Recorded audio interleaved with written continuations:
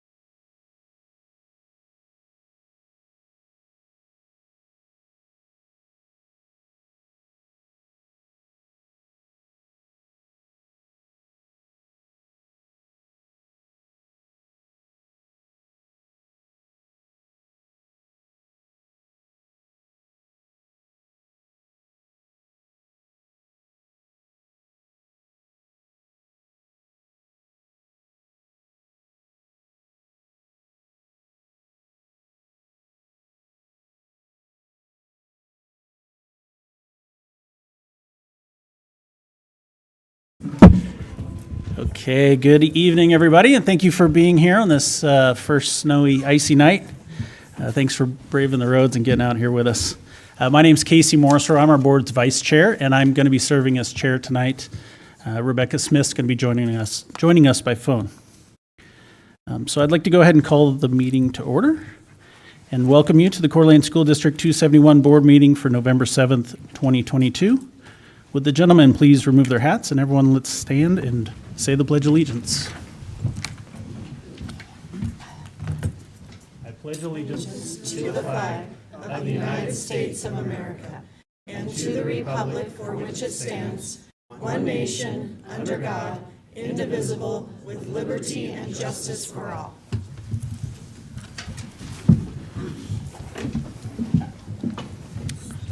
Okay, before we get going with tonight's agenda, I'd just like to introduce the folks sitting up here in front. Starting on my far right is Miss Marianne Southwick, our clerk of the board.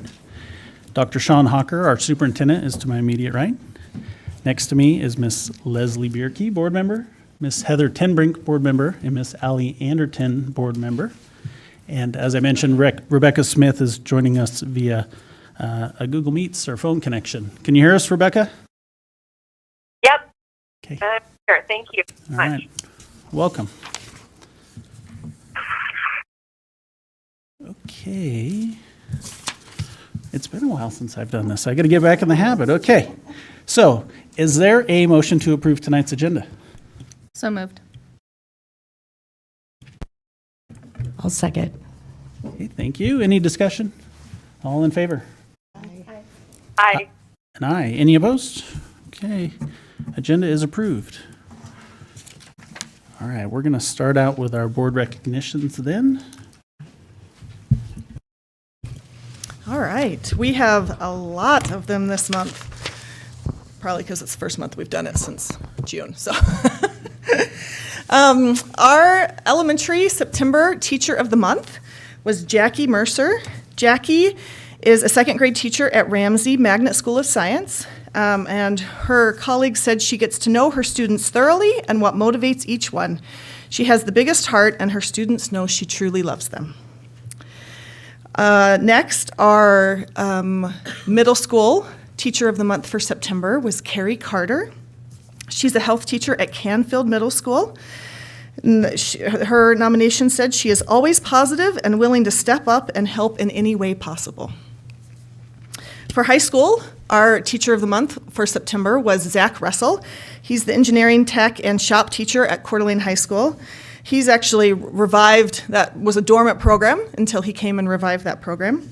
And his principal said he is a champion of rigor, relevance, and relationships. He has earned the admiration and respect of the entire Viking community. So congratulations to all of our Teachers of the Month. And then we have some more. In addition to this, we have 2 of our district employees that have been named Women of Distinction. Charlene Babb is a teacher at Sorensen Magnet School for the Arts and Humanities, and she facilitates the advanced learning program there. Is she here? Oh, and she's here.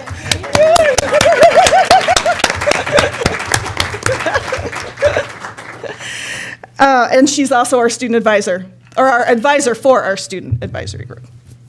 And then Mrs. Grotman is our district's curriculum coordinator, helping to provide powerful learning experiences for every student, and she is also here.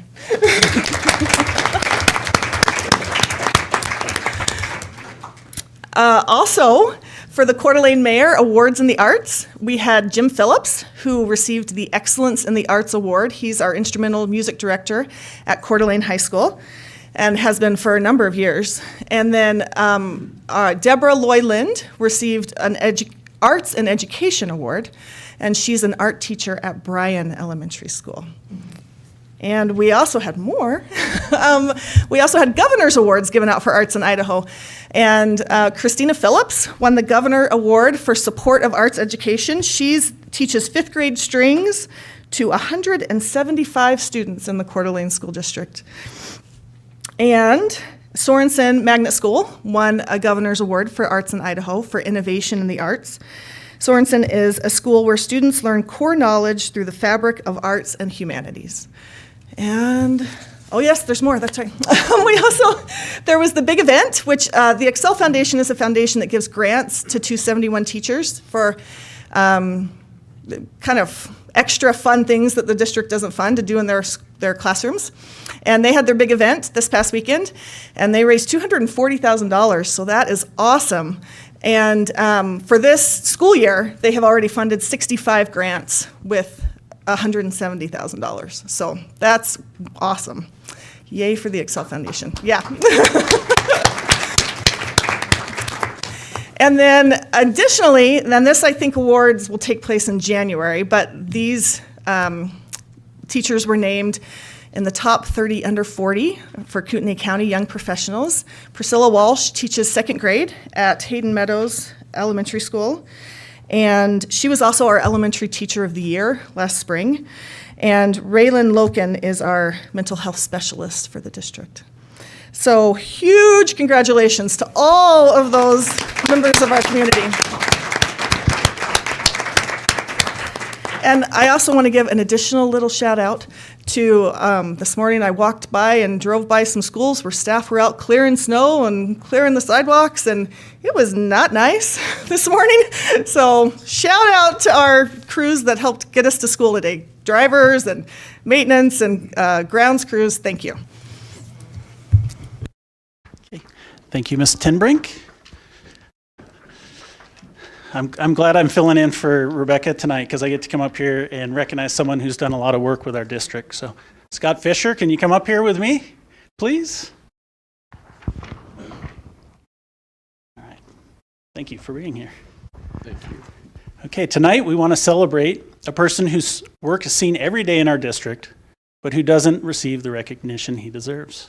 We're honoring Scott Fisher, an architect and principal with Architects West for nearly 4 decades.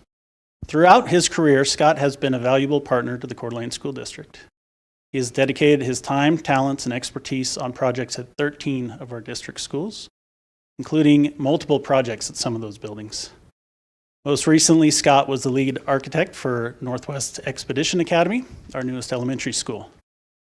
Other recent projects include the Lake City High School additions in 2019, the security entrance remodels at Woodland, Venture, and Lake City in 2020, and the security project at Coeur d'Alene High School in 2021. And he's currently consulting with the lead engineers on a large HVAC upgrade to Coeur d'Alene High School. In between these projects, Scott has been a valued partner, readily available to answer our questions, consult, or be a sounding board during the early planning stages of projects. His most notable achievement may be that he graduated Coeur d'Alene High School. Go Vikings. Once a Viking, always a Viking, it says here. Now, Scott is nearing retirement and phasing out of the large projects, but he tells us he's still working to provide us his insights and consultation, and possibly even work on a small project here and there. We look forward to our continued work with you and draw on your experience and knowledge. Scott, on behalf of the Board of Trustees and the entire district community, we thank you for being a valued and trusted partner for so many years. Thank you. You want to say anything? I just like to thank the school district for really putting a lot of faith and confidence in what we have done at Architects West for years. And, you know, your business has really been appreciated, one of our best customers. And it's always nice to work for people who have kids at heart and go out of their way every day to make that a big effort. And so knowing that that's who I was working for made this job easy and fun, and I really appreciate that, and thank you.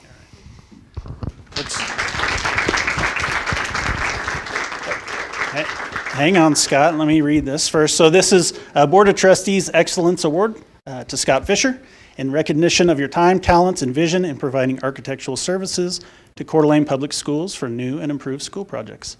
On behalf of our students, staff, and family, we thank you for your partnership and many high-quality contributions to our school district. Thank you very much. We've got to get a picture for Scott here.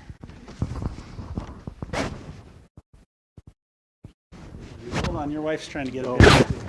You got it? All right. Thank you. Thanks, Casey.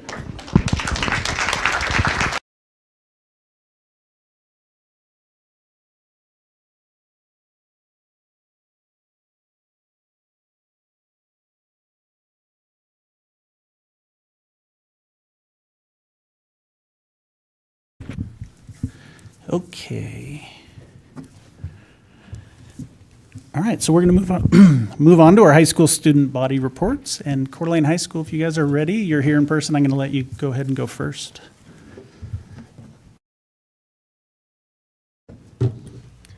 Good evening, esteemed board chair, honorable trustees, Superintendent Hawker, district employees, and valued community members. My name is Nate Bullock, and I'm the ASB president at Coeur d'Alene High School. Over the last month, we've had a multitude of great events, such as Senior Start and Homecoming. Student Council has been working hard lately on planning Fight for the Fish, All for All, and preparing for Student Council State. As far as Fight for the Fish, 2023 is the year of the Pirates. We've spent the last month picking out our items for spirit packs, designing our shirt, and creating our own pirate universe. Our first episode in a 4-part series came out on Halloween, where our Student Council officially dived into our Norse Pirates cinematic universe. The link to watch that video is on our Instagram at CHS Stu Council or on our YouTube account. All for All officially started on November 1st. We are doing a children's toy and clothing drive, a hygiene drive, an animal supply drive, and an art supply drive. We love support from all of our community, and we will post a list of all the needed items on our Instagram account shortly. On Sunday, our student council leaves for state. We're so excited to have the opportunity to collaborate and meet with other student councils. We're also really proud of our ASB Vice President, Gracie Shaver. She was a part of the huge planning process for Student Council State and is our Region 1-2 President. Thank you all so much for supporting our school. All of us at CHS really appreciate all of you guys. Hope you all have a great rest of your day, and most importantly, roll Vikes.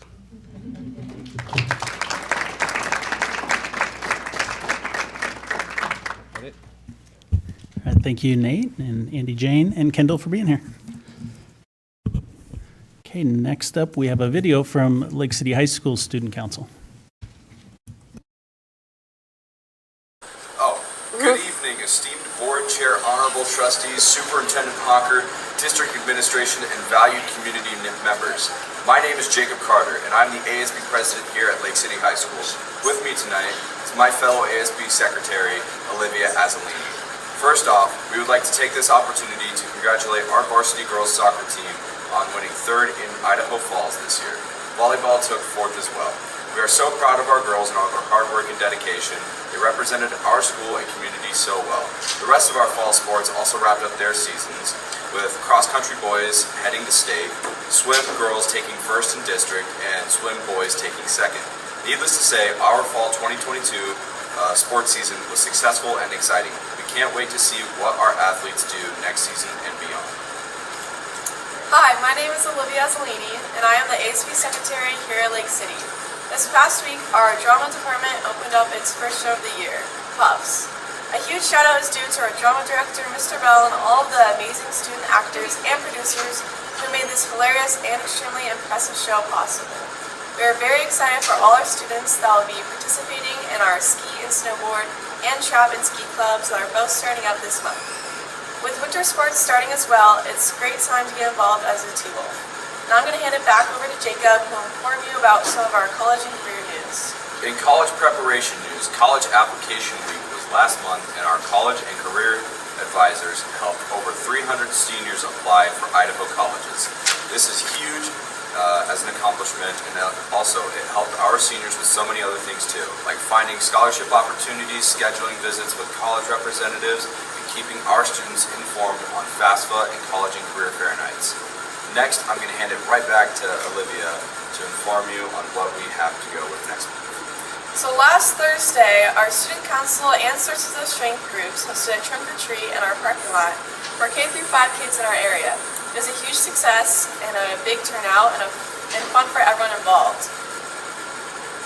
Our school spirit, which has been amazing to start off this year, has also been a big focus over the past month. We are working on choosing who will be our Alpha student section leaders for the winter sports season. The Alphas have always been our leaders of excitement, sportsmanship, and school spirit, and we can't wait to see this group of Alphas continue that tradition. We have also been planning for the Fight for the Fish 2023. We have some big plans in store along with a very excited student body. We can't wait for the community to see what we've been working on. Thank you to the board for this opportunity to speak tonight, and go T-Wolves.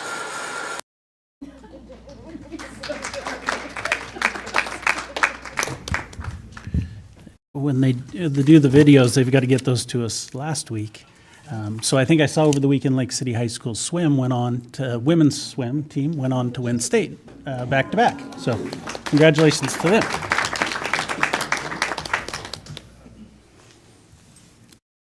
Okay, that's going to do it tonight for our student body reports. Next, we're going to hear from our student advisory group, or SAG. Good evening.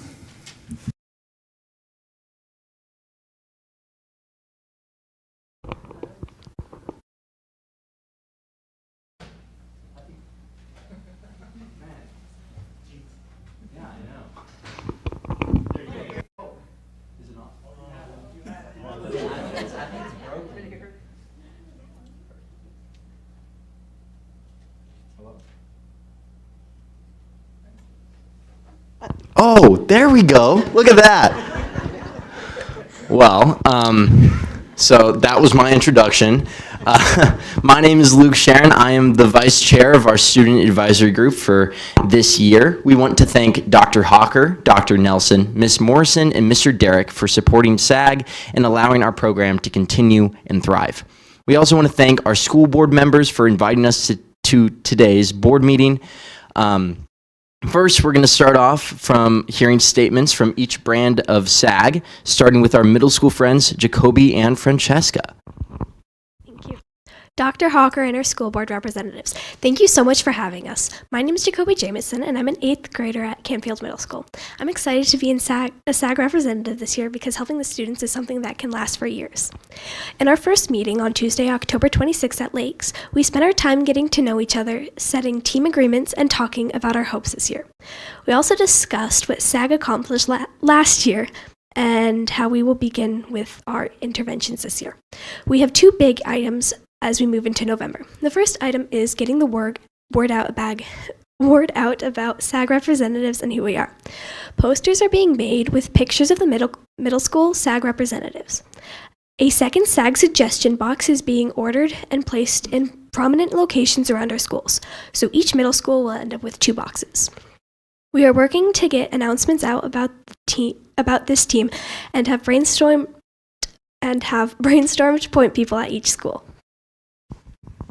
Hi, Dr. Hawker and our school board. Thank you for allowing us a chance to speak today. My name is Francesca Drake, and I'm a 6th grader at Lakes Middle School.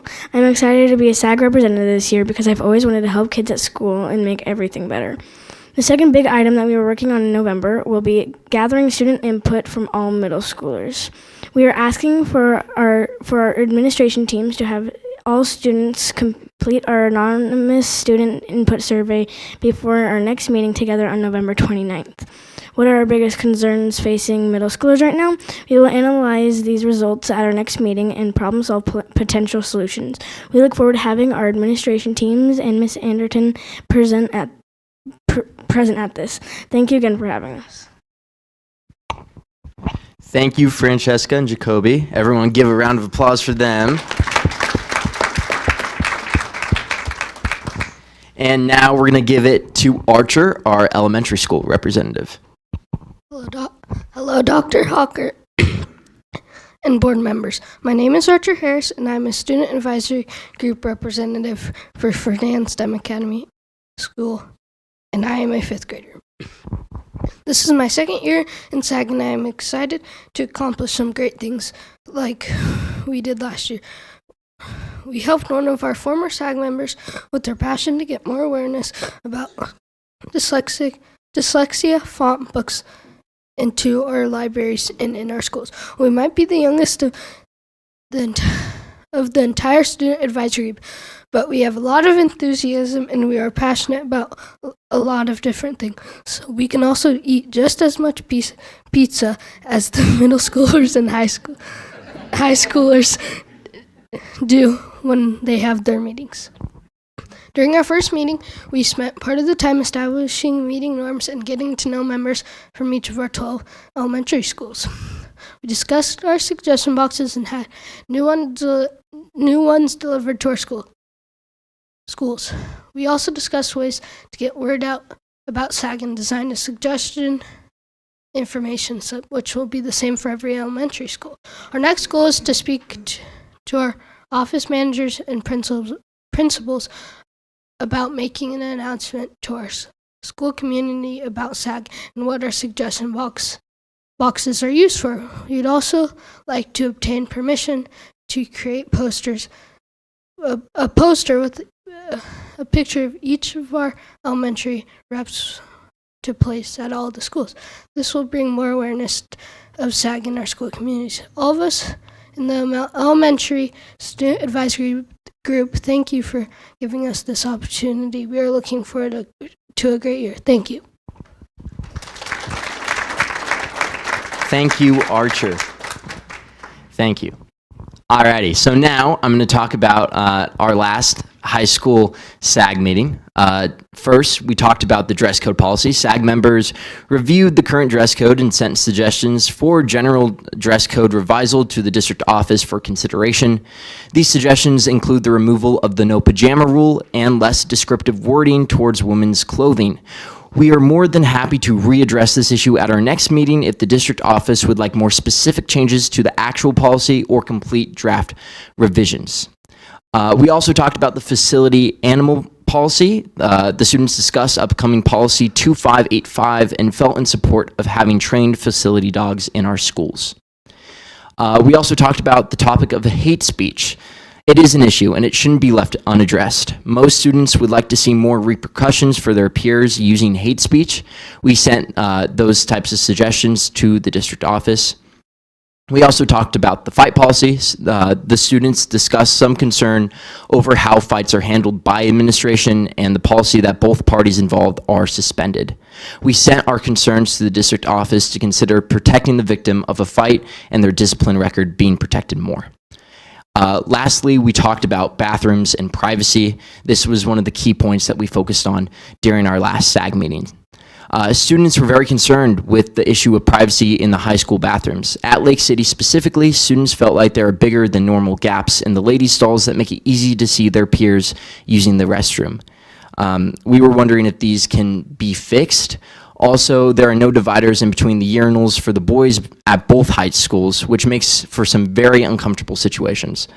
After our most recent SAG meeting, we had some discussions with administrators at Lake City in regards to privacy concerns, and we have created a strategy. However, still at this time, it is in the hands of both high schools' administrations and the district office to barter a result. Also, staff members will go to the student bathrooms. Students feel super uncomfortable with staff members, their teachers, especially going to the bathroom right next to them, specifically using the urinals. Can staff please use staff bathrooms if these privacy concerns aren't addressed? Lastly, we talked about a mandate at the high schools to possibly provide a single-person bathroom for students. The students who identify as a different gender or identify as a part of the LGBTQ plus community do not have a comfortable place to go, and it can and is uncomfortable for non-LGBTQ students at times too. Can there be a designated bathroom available at both schools for these students? Maybe in the office, we were thinking. All of these concerns were sent to the district office to consider. And I just want to say thank you again to all of you guys for inviting us. And that concludes your monthly SAG update.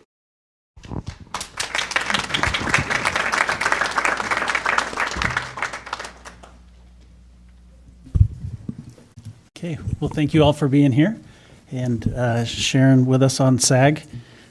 We appreciate it, so thank you.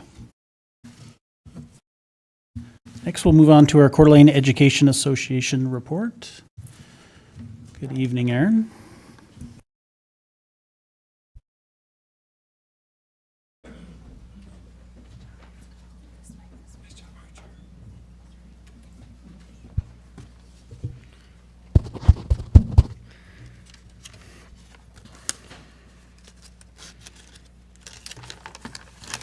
Hi, trustees and district administrators, thank you very much for your time this evening.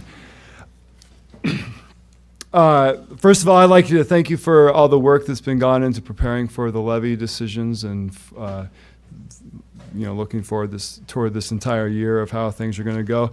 Obviously, we're super supportive of passing the levy, and that we definitely appreciate, as we were watching the workshops and discussions, that the people of the district were a high priority, both the classified and certified salary schedules being a talking point from the district. So thank you for keeping those in mind as we move forward with that.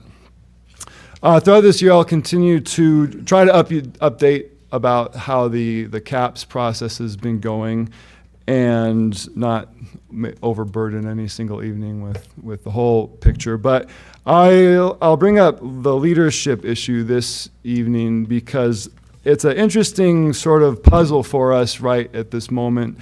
And there's some historical things that I thought I'd just bring up.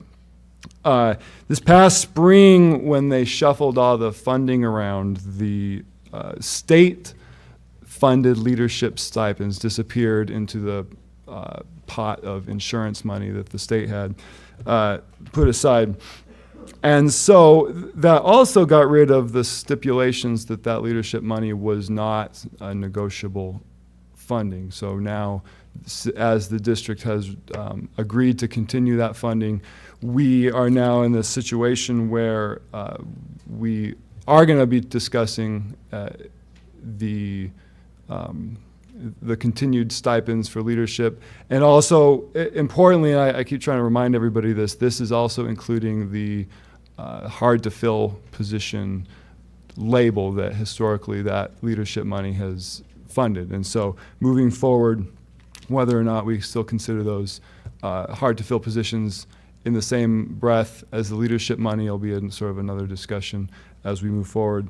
The only other thing is, even I should mention that I've always thought the district has done a great job involving the CEA on those leadership discussions, even outside of the negotiation process. I remember being on those committees and being heard about how those things went. So looking forward to continue that discussion. The only other topic I'll bring up tonight is I want to thank the HR department, Eric Davis, Lisa Loy, Becky Bales, and anyone else involved in the advanced professional rollout. Seems like we've been hearing about this a lot.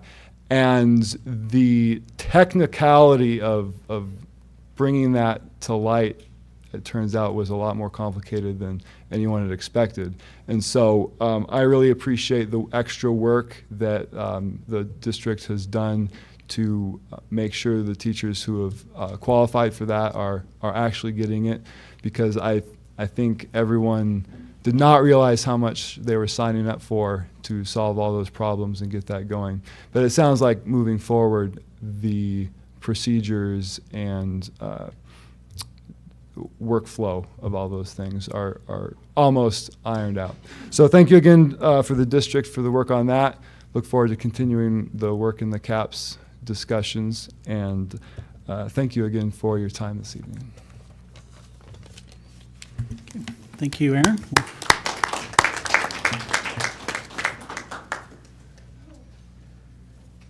Okay, we are going to move to a department spotlight here, but before we do that, just real quick, I wanted to point out this sign behind me. This was new, actually installed today. John Mann, who's our communication and multimedia specialist at the district office, worked on this new logo design for the district. It's been rolling out over the past 6 months, I would say. And if you haven't been here in a while, this room was painted a few months ago, and we got rid of the 90s beige and updated with gray, and the logo went in here today, so thanks to John, and I believe it was IBC Signs that did the sign work for us. So, okay, now we're going to do a department spotlight, and tonight we're going to hear from our curriculum department. Thank you. Thank you, and good evening, Superintendent Hawker and trustees.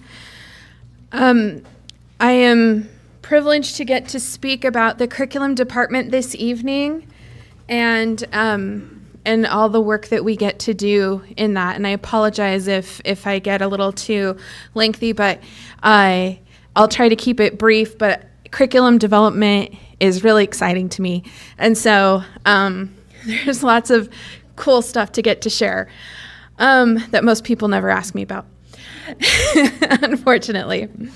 So first of all, what is curriculum? A lot of folks think that curriculum might be like the books or the resources that we use, and it's really not. The curriculum is our blueprint for learning, and it's based on what we want the outcomes to be, and it's defined by our content and performance standards. So another way of looking at this is it's what we want kids to be able to know, do, and understand as a result of their learning, and as defined primarily by our Idaho State content standards. There are a few exceptions where we don't have Idaho State content standards that maybe cover that course material, but and then in those cases it might be governed by CTE standards or something else, but primarily by Idaho State content standards. So the purpose of curriculum is really to show an alignment between what we teach in the classroom and what we plan, what we intend to teach, and then what we test, so that it works together and it makes sense. And there's this thing called the doctrine of no surprises, which is that we don't want any child to ever be surprised by what they're assessed on. We want them to be able to understand what it is that we want them to know and do.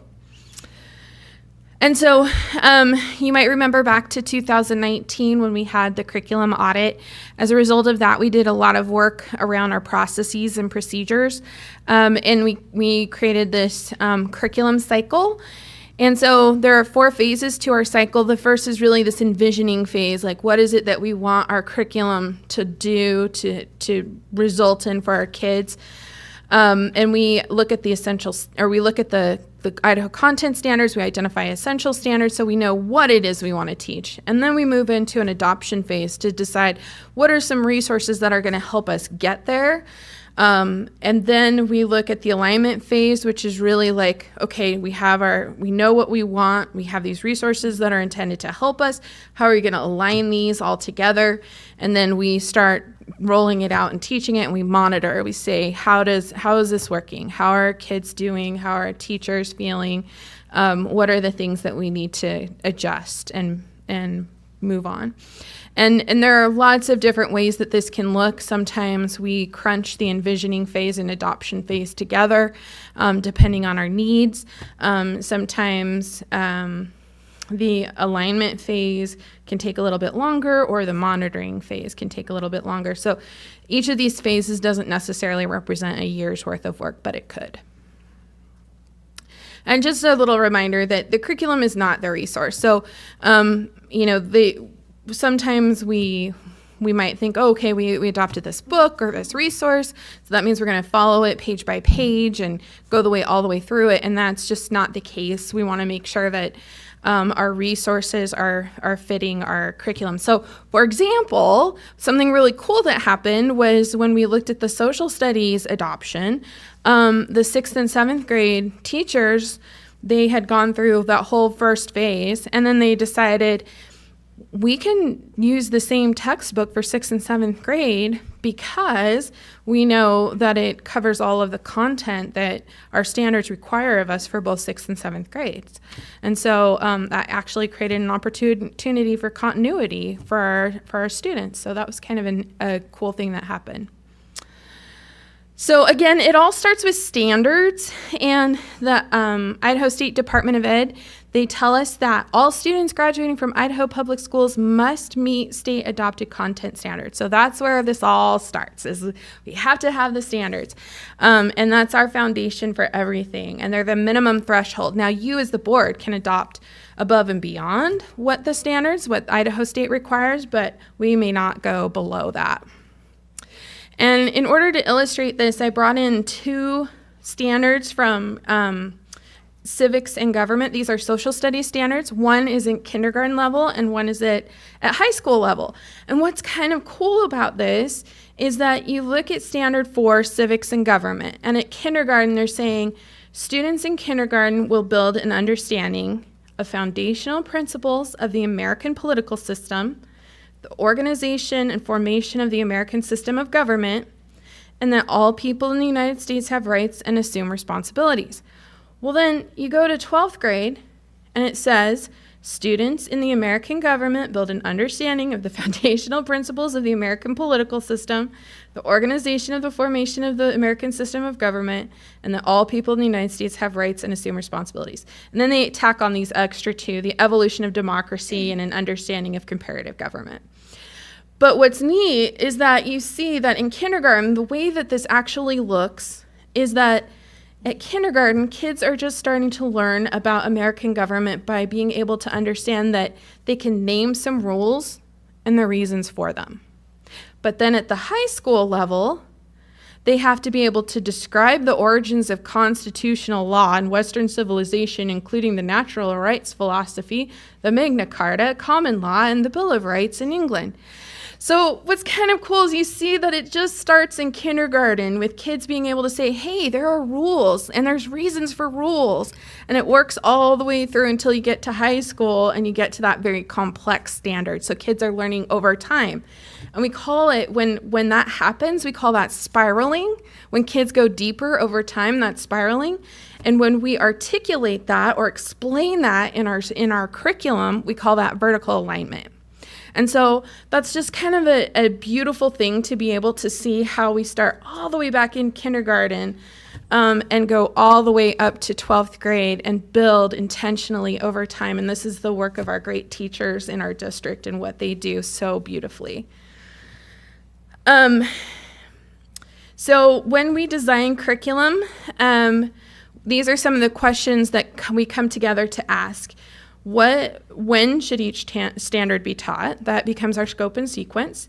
How can we best help students learn them?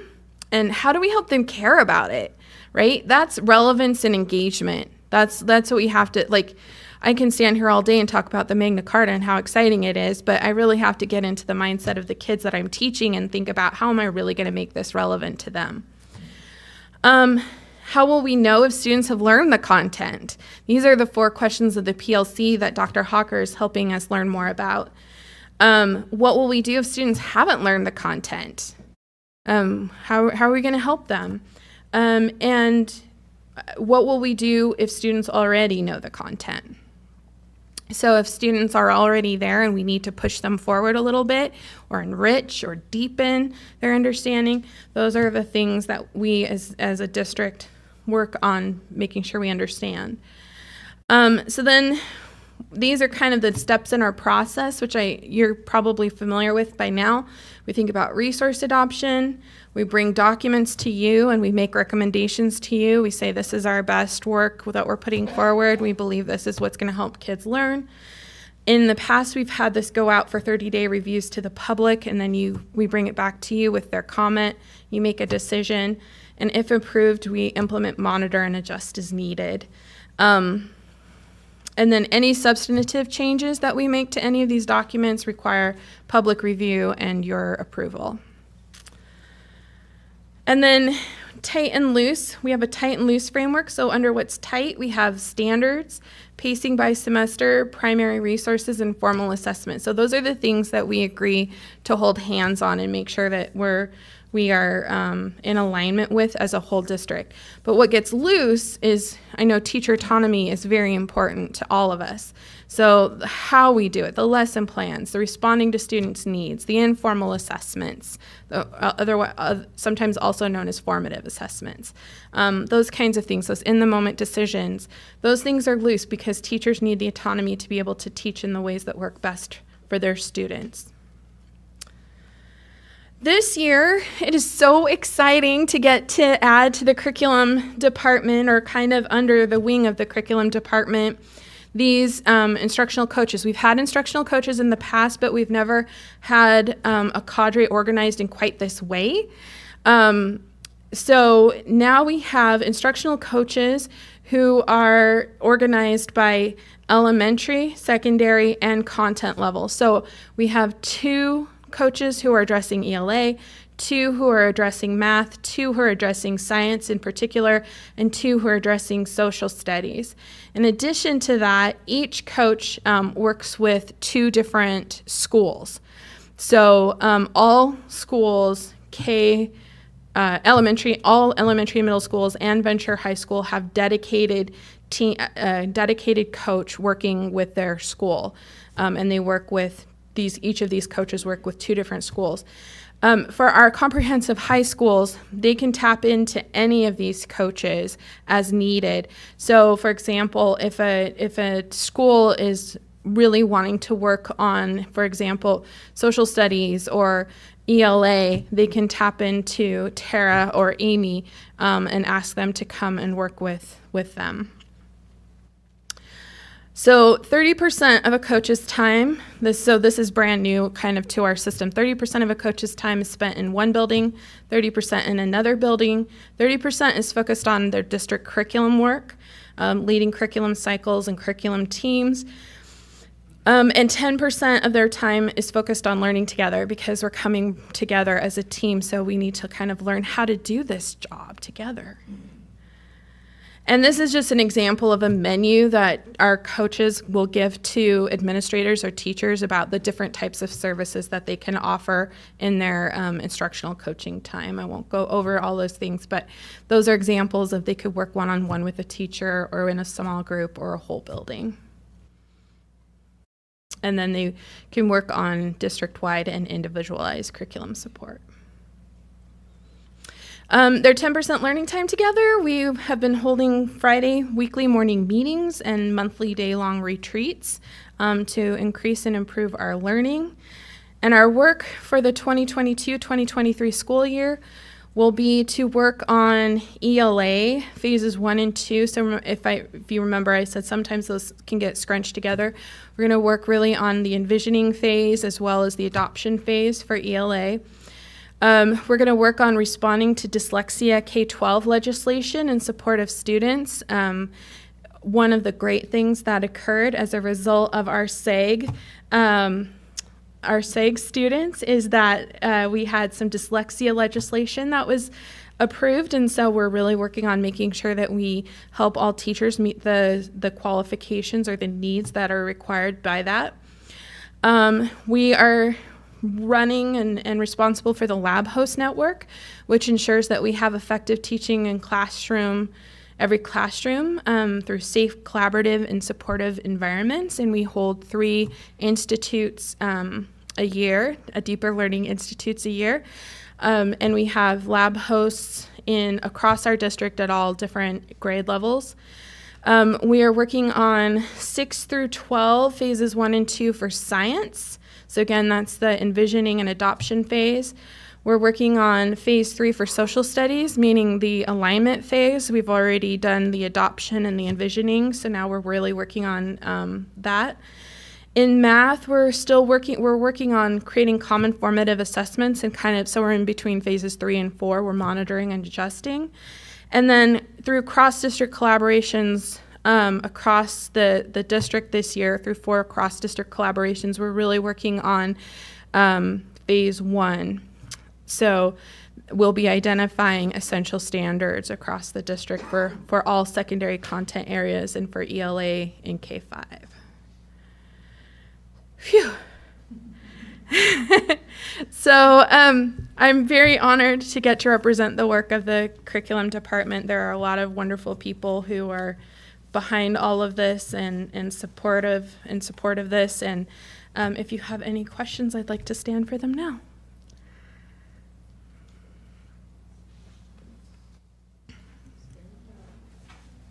Okay, thank you, Katie. Thank you.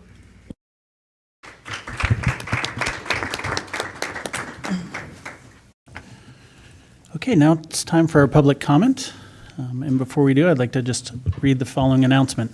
I'd like to remind the public, while this is a meeting of the Board of Trustees that takes place in public, it is not a meeting with the public. It is a meeting of the board to conduct district business. However, the board does allow some limited public comment on district-related items. Those wishing to address the board during the public comment period are limited to 1 comment, not to exceed 3 minutes. At the designated time, you will be called to the podium. Please state your name and city of residence. Please keep in mind that board members will not respond to public comment. If I determine that an individual statement is too lengthy, personally directed, abusive, or repetitive, I may terminate that speaker's privilege to address the board. If you have additional comments that you'd like to be presented to the board, you may provide those comments in writing to the clerk of the board, who will ensure that the board members receive those additional comments. If you have handouts for the board, please give those to the clerk, who will pass them out to the board. I will keep the time up here on my phone, and when we get around the 2.5 minute mark, if it doesn't seem like you're wrapping it up, I will ask you to wrap up your thoughts. If you haven't been with us before, when you go to the podium, there's a mic that looks like this one. There's a red button on it. Just make sure you hit the red button and that it lights up. And before we turn over to public comment, I asked Dr. Hawker just to address something. We had a lot of emails today regarding Skate Plaza. And so, Dr. Hawker, if you wouldn't mind just addressing that real quick, and then we'll move on to public comment.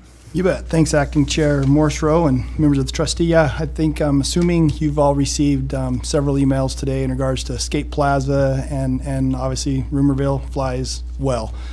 Just want to share with the community and you specifically as trustees. We have received some parent concerns on both sides of the issues for the past 6-8 months now in regards to our support of Skate Plaza. Fortunately, today I was able to connect and talk with Pastor Vanoy. He gave me a phone call later this afternoon. which was great. And our plan is that we'll be able to meet here in the near future and hopefully work through some of these these concerns that are on both sides of our talking points. So.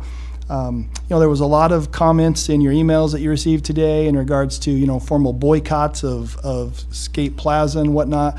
And just want to share with the trustees that I believe that, after we're able to talk with Pastor Vanoy, I'll certainly report back and let you know exactly where we're at as a school district. It's important to just remember, too, that as a school system, I think there's a public perception that maybe we use Skate Plaza all the time in our schools for various field trips and things. And I just want to make sure that it's clear that that's not the case. Our school district uses Skate Plaza a little bit more when we're not in school, like on holidays or whatever, through our School Plus program. But as far as field trips and things like that go with our schools, traditionally we haven't done that at all. So we're just trying to work through that scenario because of some parent concerns that we have received in regards to some change of practices that the skate park has done in the last year or so. And I'm hopeful that we'll be able to work through that. So just wanted to give you a brief update as we head into our public comment section today. Okay, thank you, Dr. Hawker. I'm just going to go in order here on the list. And first up is John Rupert. So thank you for being here. And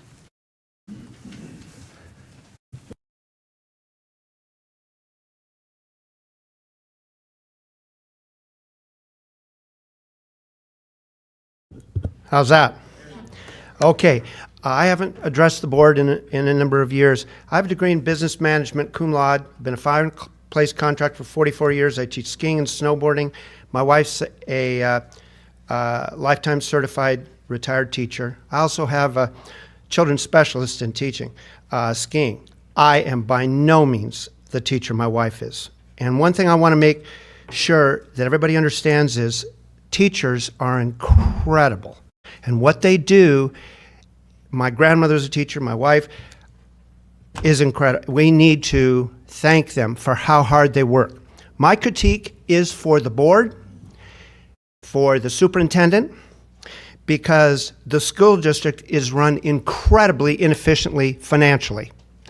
Under Hazel Bauman, superintendent, was an incredible lady. She didn't understand what I was talking about. She showed me the financials, invited me to the union negotiations where I was treated rudely, unkindly, and all I was doing was sitting in the back. There were three of us, which was sad. What I have a real big problem with is that I feel when you're running this levy is cheating. March is cheating. And we need to look at what we're training our children. Because Mr. Hawker's right, we just need a few percent, or Dr. Hawker, we just need a few percent to get this levy passed. But that's not the will of the people. Leslie and Allie were hired because they were passionate about the parent wave and limiting the levies.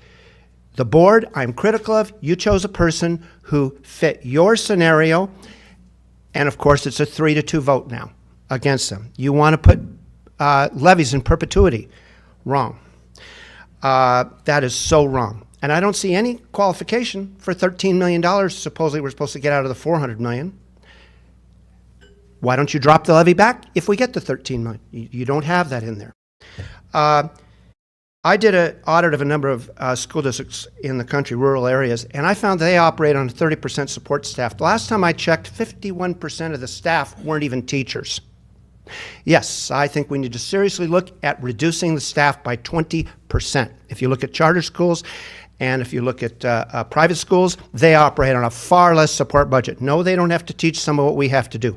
I've passed every levy as far as the buildings and maintenance, but you lied when you spent the money from our last maintenance and spent it other places. That is wrong.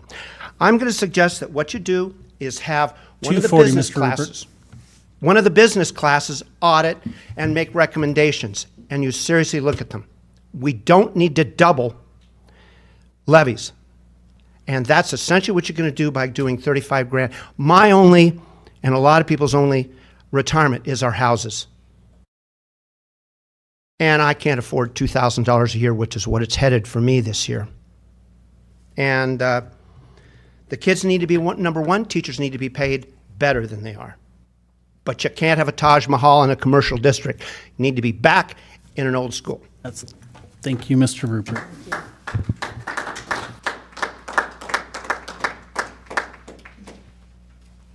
Okay, next up is Laura Van Voorhees.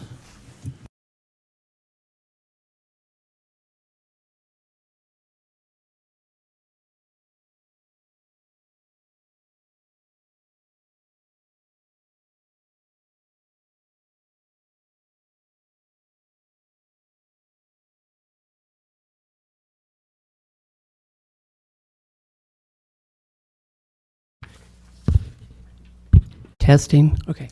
I emailed this to all of you, but I just wanted you to have a hard copy in case you didn't get a chance to look at it. I'm just going to read my comments to the board so that the community at large has what I sent to them.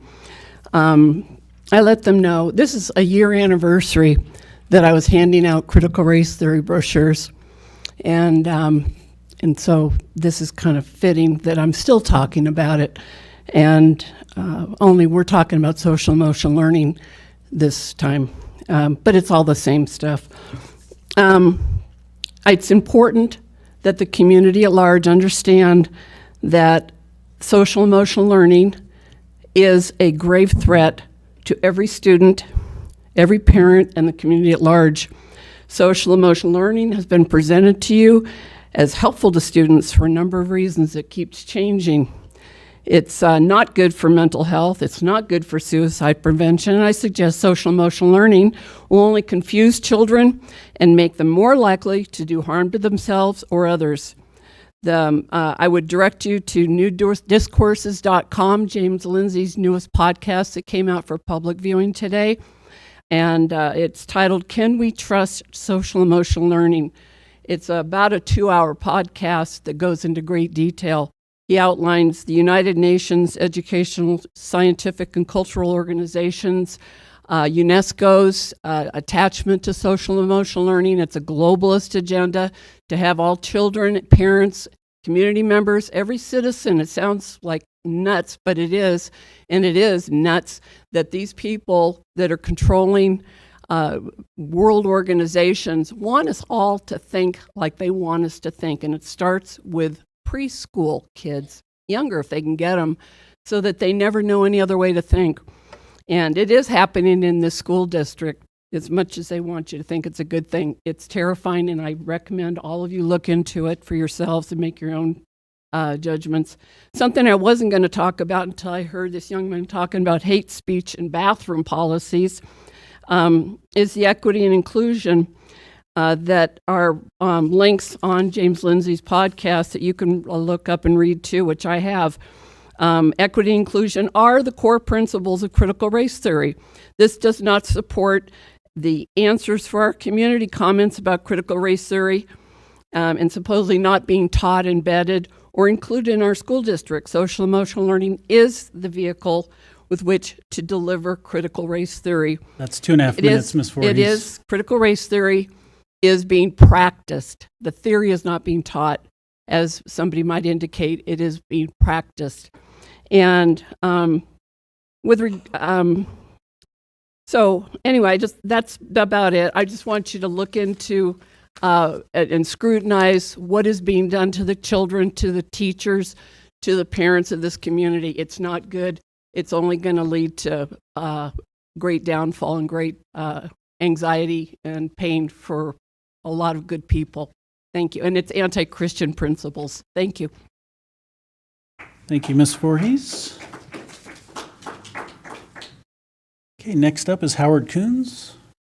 Hey, you beat me to it. Hello. Good evening. A few months ago, I returned to the Chicago area for my 56th high school reunion. What is this on? It's not on? Did I turn it off? I just turned it off. Oh, there. How's that? Okay, a few months ago, I returned to the Chicago area for my 56th high school reunion. We are a very diverse group of individuals.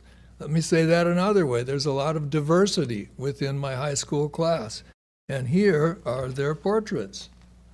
663 of them. Now you're going to say, oh, wait a minute, there's no diversity there. You're all Caucasian. You're all white. That's the kind of diversity that you are teaching in Portrait of a Graduate. But that's not the only problem.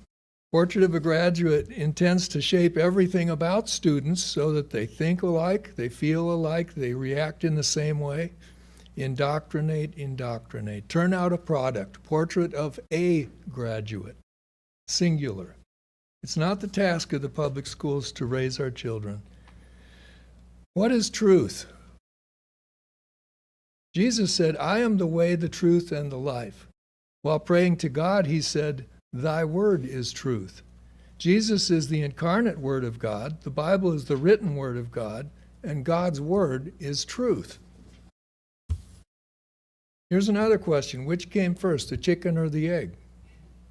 That's a difficult question only if you disregard God's revealed truth, because the Bible tells us that God created birds with the ability to reproduce after their kind. So chickens most certainly came before eggs. The Word of God provides answers to other questions that trouble us in these days. For instance, is there a difference between a man and a woman? Can a man be a woman? Can a man be a woman if he wants to? What is a woman? For many years, the Bible was the centerpiece of education in this country because it was recognized to be the truth. I have here a state of Idaho teacher's credential for Bible instruction. It expired a long time ago, and they don't issue that kind of a certificate anymore. So the Bible's been taken out of publication. Now Sources of Strength aims to develop spirituality in our children apart from God and His Word. Jesus had this to say about people who would lead children astray. Whoever causes one of these little ones who believe in me to stumble, it would be better for him if a millstone were hung around his neck and he were thrown into the sea. That's something to think about.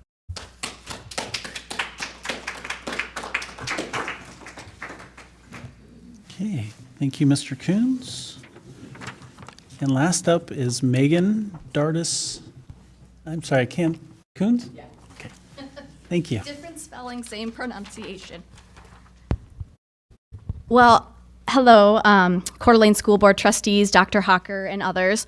I'm actually excited to be up here talking about happy things since the last commenters were talking about not so happy things. So, my name is Megan Dardis Coons, and I'm a resident of Coeur d'Alene. I am here today in my capacity as a professor of social work for Boise State University and to speak on Policy 2585, use of facility dogs in the district. Specifically, I'm here to congratulate and celebrate an incredible asset to the district, an employee you know as Miss Erin Duncan. And I know we're not supposed to be specific, but please let me be specific. I had the distinct pleasure of being Miss Duncan's academic advisor and professor during the final year of her Master of Social Work program. When Miss Duncan came to my classroom for the first time, I had no idea that she would be bringing another student with her, Blue. During Miss Duncan's final year of graduate school, she completed her practicum at Winton Elementary with Blue, implementing social emotional learning activities with students and developing Policy 2585, use of facility dogs in the district. Ms. Duncan came to her practicum knowing that more students should be able to experience the positive outcomes that Winton students have experienced with Blue. Thus, the reason for the policy in front of you today. I had a front row seat to watch Ms. Duncan dive into this policy project headfirst. Ms. Duncan followed policy development strategies to ensure that all parties involved had their needs met within the policy. She engaged with her field instructor, Mr. Keith Orchard, who is also here today, district faculty and staff, and district leadership to ensure that this policy could move forward in an efficient manner. She even consulted with other entities that have explored or implemented policies similar to this. In closing, I wholeheartedly support Policy 2585, and I can't say enough on how lucky District 271 is to have someone as dedicated as Miss Erin Duncan in Blue. Thank you.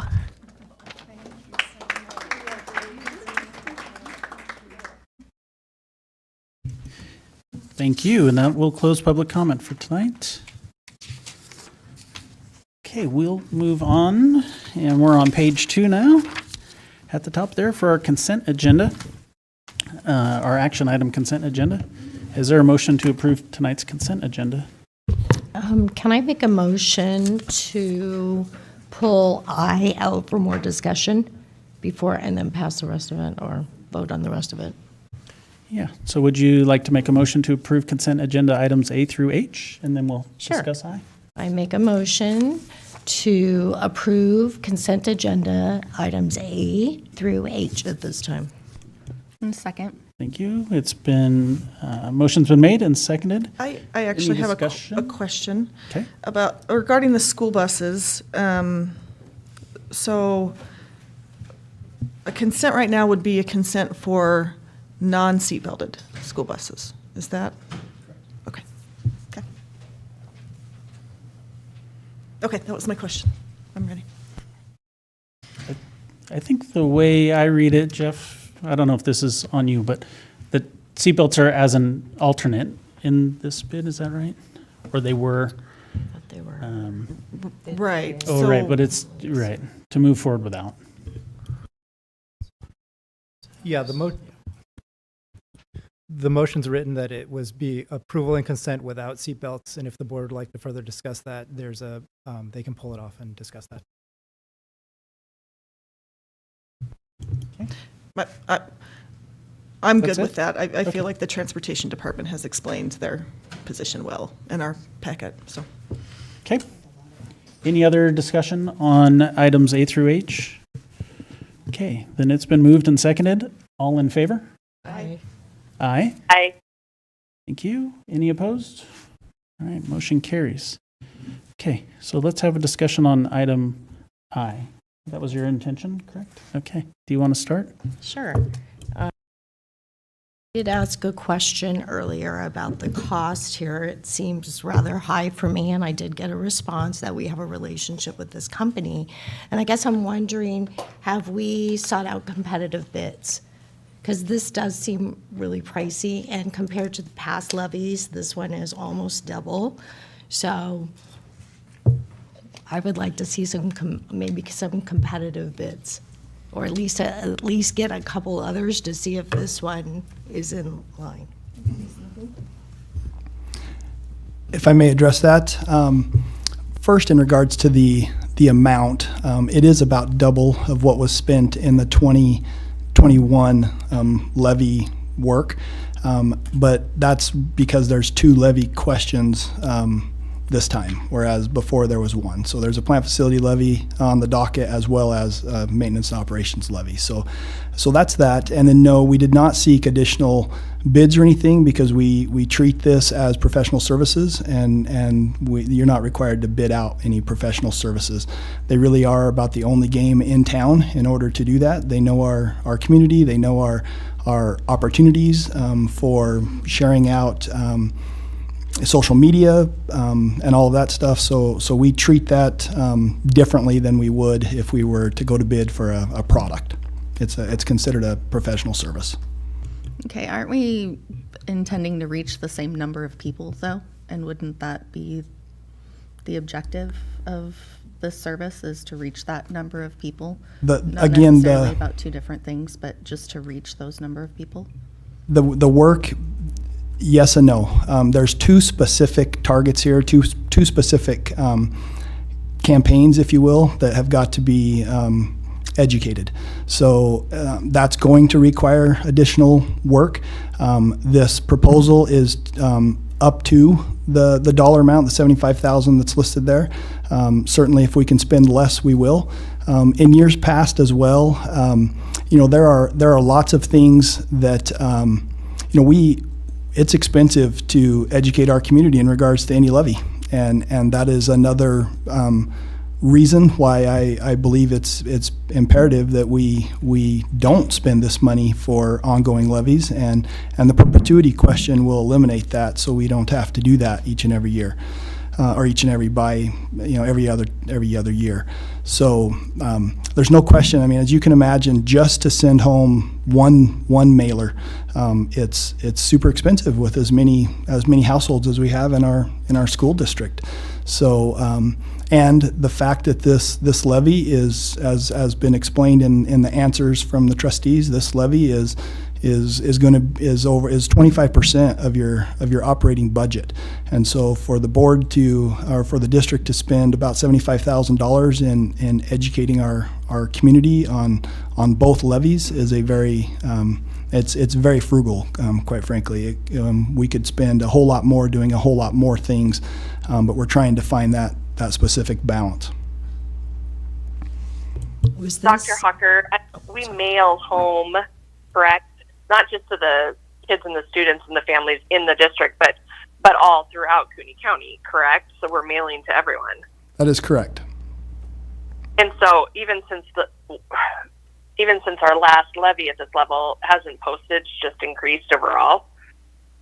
I mean, I know that's a very specific question, but just in my own experience, even in the last 2 years, postage continues to rise. So we would expect that it would cost more. Yes, you're absolutely right. I mean, we do expect that. We've also trimmed down our expectations for mailing things home and upped our expectations for the social media world. Again, trying to be very mindful of costs associated with putting a stamp on something that goes home. And that's certainly something that needs to happen because not everybody reads social media. But we also are trying to be very strategic in the usage of this of any dollars, because we all agree we would rather spend these monies in other avenues.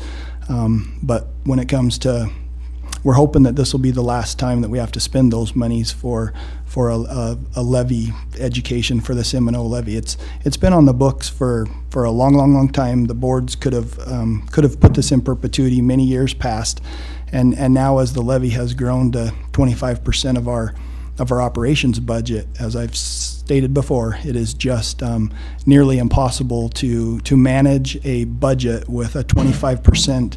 Wondering whether or not that budget is shored up for future years or whether it's not, and that's where again the benefits of a perpetuity levy come into play.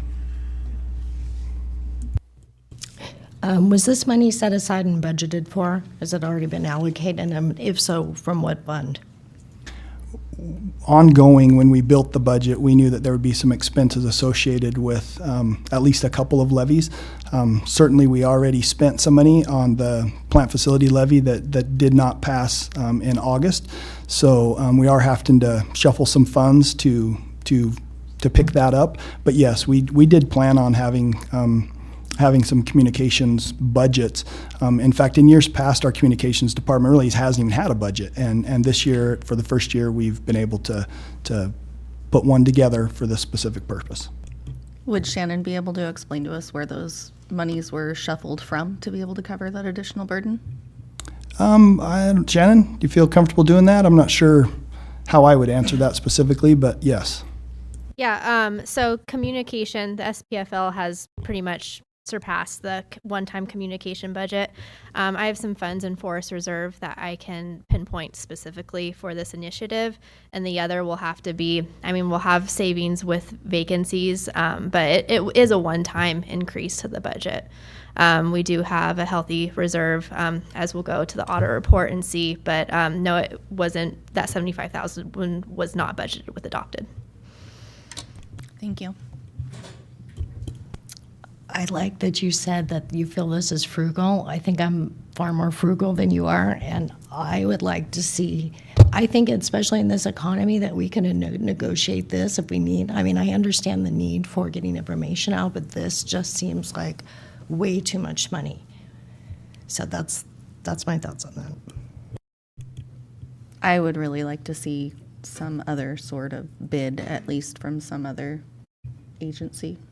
There's got to be something else out there, and there's got to be a way to tighten that up a little bit. That $75,000 is just insane in my thoughts. Well, certainly can understand that it appears like it's a lot of money. We're also trying to, educate our community in regards to $25 million of annual support to the district. So to spend $75,000 to educate our community on whether or not they vote and how they vote on a $25 million ask is, as I said, really very, very frugal. The recommendations from Range itself could have been much larger. We have been very strategic in trying to just find our bare minimums. We're certainly hopeful that we can stay, that we won't spend near that much money, but also to take the time to go to some other bid to see if there's some other company out there. We don't have the time to do that. We're headed into the holiday season, and it's imperative that we are beginning to educate our community in regards to this levy as soon as possible. It's a big vote. It's a big ask of our community at any time, and now we have 2 levies to discuss and to share with our community. And every week, every day that passes are lost time, and we need to get moving. Is there not some of that could be absorbed by our own communications director and multimedia specialist as far as like the creative part and administration? Certainly, we're going to do everything we can to keep those costs low, but our communications team of 2 people already have a full-time job, and that's why these levy scenarios that come up every 2 years are incredibly taxing on our staff, and we have to outsource most all of those things that we need to do. Dr. Hucker, you mentioned that's kind of a worst case scenario, if you will, in the budget. Is there, you indicated you hope to be less. Is there a hope in there somewhere? Is there a number on that? We have preliminarily met so that we could get these numbers. We're, again, trying to make a full effort to be as transparent as possible. We want our community to understand how expensive it is to educate in regards to these levies. We have had one initial meeting with Range so that we could get some pricing. Once this gets approved, once we know how we'll move forward, that will drive how we what we're able to do and what we're able to accomplish. In budgets past, in levies past, again, any expense that's under $50,000, the board policy requires us to, if it's between 25 and 50, requires us to inform the board. This one could fall in that range, but it could also be over, and that's why we wanted to share that out in the consent. Realistically speaking, as we adjust our budgets and we do whatever is necessary and recommended from folks like Range so that we can make sure we're educating our community. Anytime if we were to spend $5,000 or $10,000 or $20,000, those would be administrative decisions and not brought to the board for formal approval anyway. So we're just trying to be over communicative and over transparent to share that we will likely spend somewhere in that range of $75,000 on these next 2 levies over the next several months.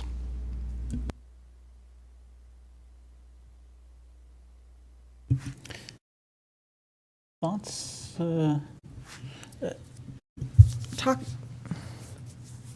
I'm not familiar with logistics of, so we have this this estimate that we could approve. Can we modify that, approve a different amount than on the estimate? Yes, we could. That's what I was going to suggest is maybe we, because I agree, it's a lot of money. In the grand schemes, perhaps it isn't. I mean, yes, compared to 25% of our budget, no, but it is a lot of money. Yeah, you can feel it, right? I guess what is that number? And I don't know. How much support staff could we employ for that amount of money? I have to look at that as a factor when we're looking at spending that amount of money, and we need it in so many different places. I mean, that's true, but if we don't pass the levy, then we can't employ a lot of our support staff. Yeah, that's truly where my thought is. This is an all-in scenario where we've got to make sure that every voter in the community has a reasonable understanding of what's being voted upon. And that work is not easy work. It's extremely taxing and demanding on our current staff. And it's expensive. It is. We are already, as I said, this could easily be $150,000, and we wouldn't even be doing as much as some would suggest that we should do. We have been extremely conservative in cutting that back to hopefully under $75,000, and but it is such an important ask. We saw all kinds of student awards tonight, groups awards dealing with arts and things. These are all of the things that are up for losses if the levy does not pass. If the renewal of this existing levy that's been around since the 80s does not get renewed, those are the things that are going to be gone. And for us to spend $75,000 today in order to do our very best to educate our community, I think that's an investment very well worth it. Again, this is just an estimate, and we're prepared to do within reason whatever is necessary for us to educate everybody. We've received information that even just for somebody to put a yard sign in a yard is $8. So you can imagine that for us to choose to do that, if that was something we'd want to do, if you print it up, at $8 a piece, you can see how quick, I guess, 1,000 of those. You do it go. right, it only takes 4. So. $4. Mm-hmm. Well, again, the information, so that's good. I've received information that might be a little high, and that would save us some money. But ultimately, the $75,000 really is a conservative approach to what we anticipate is going to be the need for these two levies that we need to run through March. Okay, a lot of time on a consent agenda item. Is there a dollar amount you're comfortable with? I just wonder if we, Dr. Hucker, I don't know how you feel, but approve. Maybe not to exceed 60,000. And if I was also is, thinking 60. You come back to the board for additional approval. I just picked a number, but. And for a point of clarification, existing policy doesn't require anything to come to the board over, if it's under 50. So is the motion to bring any and all expenses to the board for approval prior to doing that? Because if that's the case, that would really hamstring our processes. We only have a few board meetings left before the March ballot. So again, our plans would be to not spend, like I said, hopefully spend even less. But there could be multiple chunks of things in small $5,000, $10,000 amounts that could get us even right close to the 75 when we're all said and done. I just don't know.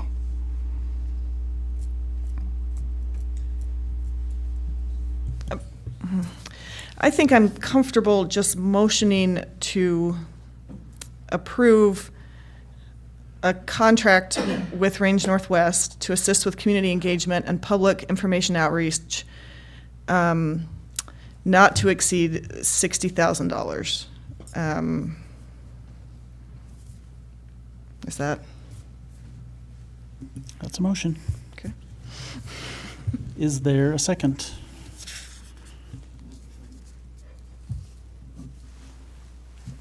I will second. I'll second. No. I seconded. I'll second that. I'll give it. I can't see what's going on. I'll give it to Rebecca for the second then. Okay. Okay. But someone else going to try. I'm just on the phone, so I can't see. It's okay. You got it. Was someone in a second? Okay. All right. It's been moved and seconded. All in favor? Aye. Aye. Any opposed? Nay. Okay. Motion carries. All right. Next up is our board consent item. This is just informational item, so no action needed here. Any questions or discussion on this? Just one thing real quick on the student discipline data. That looked a little different than it had in the past. Oh, did you? Oh, my gosh. Oh, there's a different report. Oh. Yeah. Oh. So we used to get a different report. It's not in there. But it will be next month. Okay. It kind of breaks it down a little more by school and those sorts of things. Okay. And that's one thing that's going to come back in the packet starting next month. Good. Okay, let me get caught up here. All right, so we're going to move into our information items, and our first one tonight is our audit report and the annual certifications. Kitty.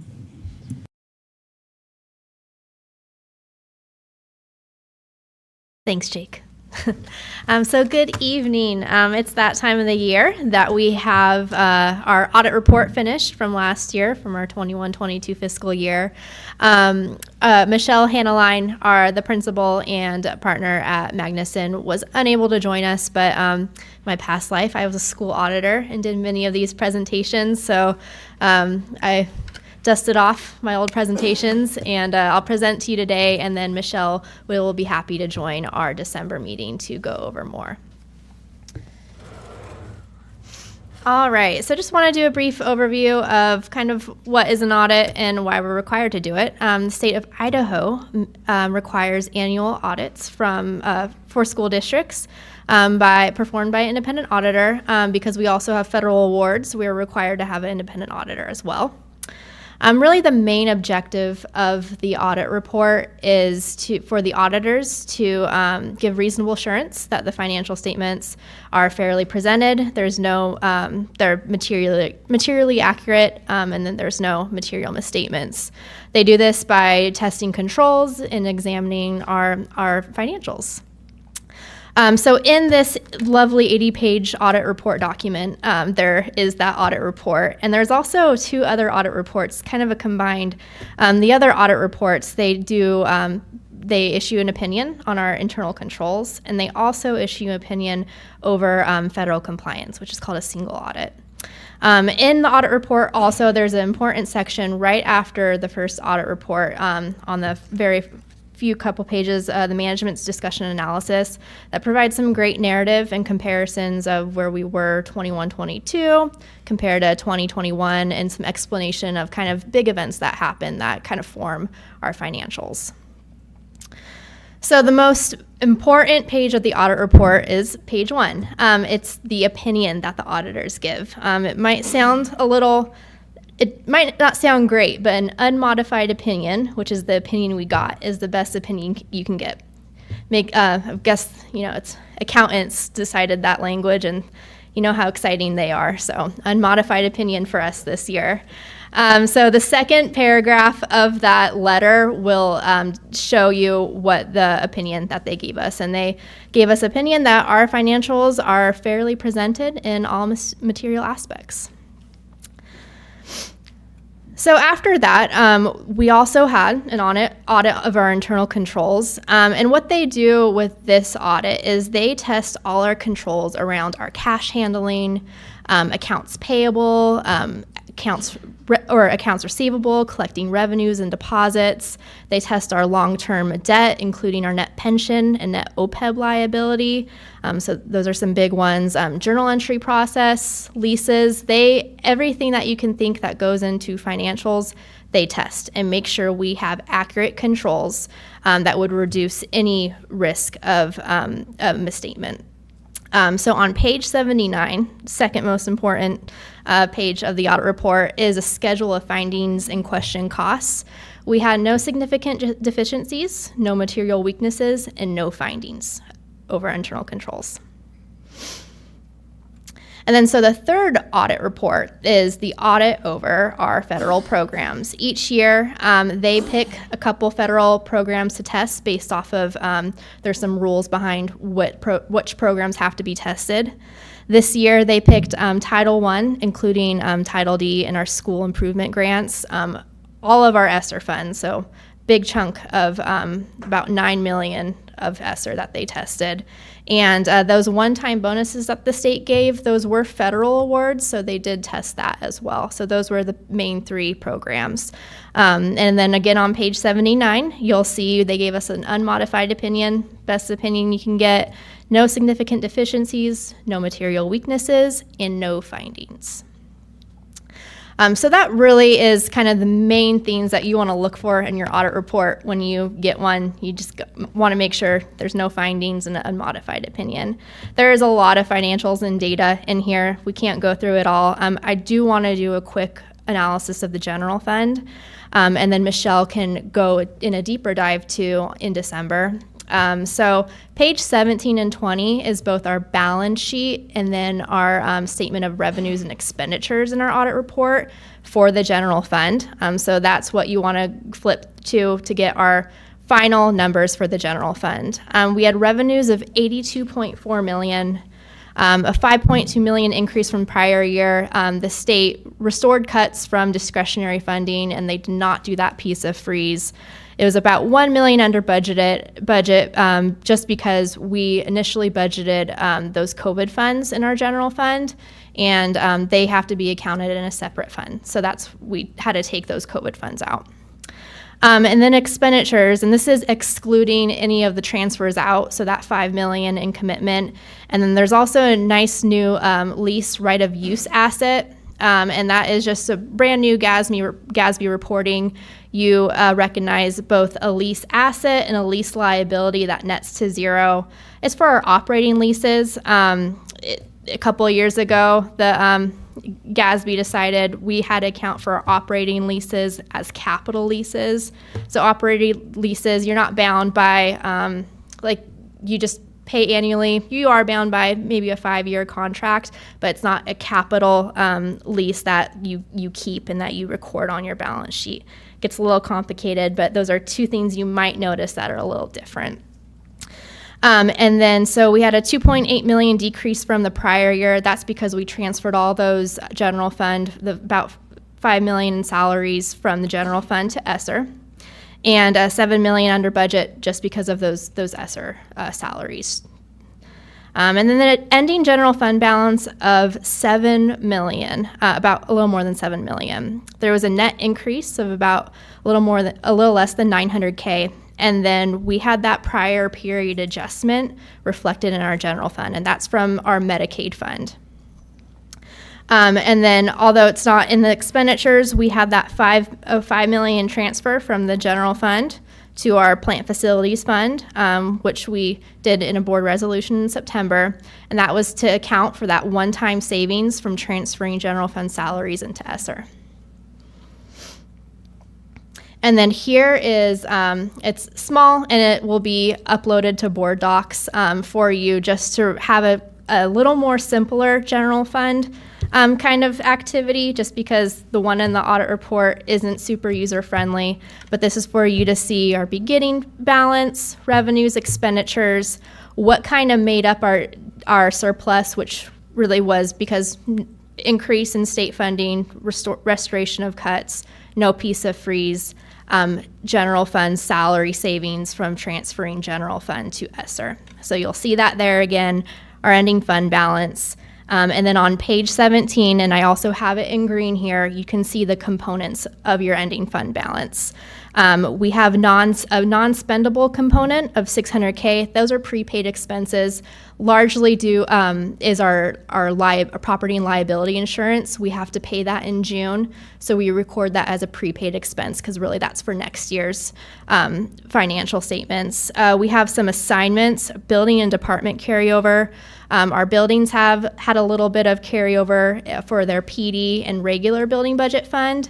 And due to the timing of when we adopted our curriculum, we didn't get those materials delivered until after July, so we couldn't record those in 21-22 expenditures, even though they were budgeted. So we put them as an assignment that we're making sure we hold on to those funds to pay in July and August those resources.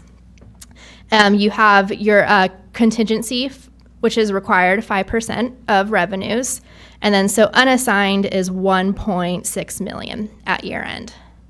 So that's a brief overview of our audit and our general fund. I'll take any questions, and then Michelle can also either take questions through email or she'll be here in December to do her presentation.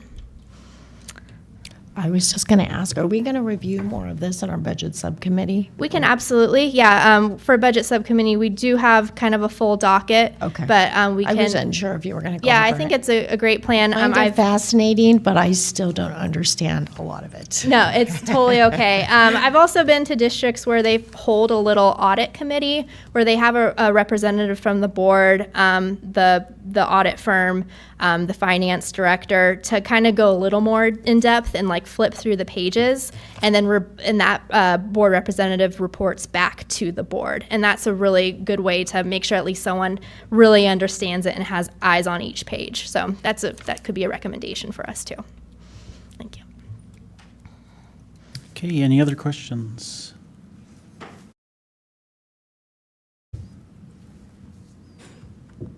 Okay. I guess I have a question. I see the motion is to move to accept the audit report.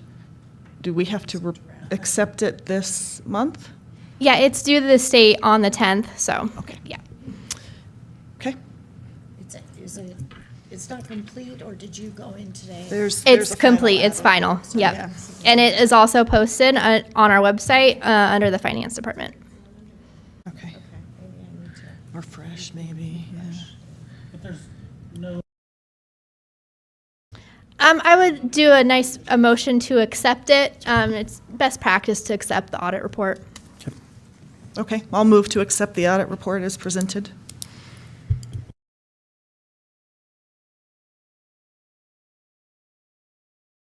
Is there a second? I'll second. Okay, thank you. It's been moved and seconded. Any discussion? Okay, all in favor? Aye.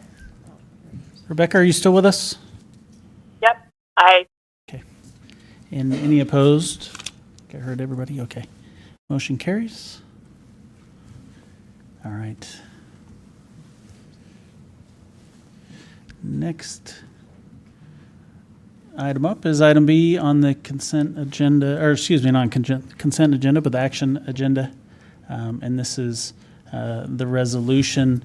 If you recall, we approved this language at our last workshop, I guess it was, a few weeks ago, and directed administration to come back to us with this resolution. This first one here is on a plants facility levy, a 5-year levy at $5 million annually.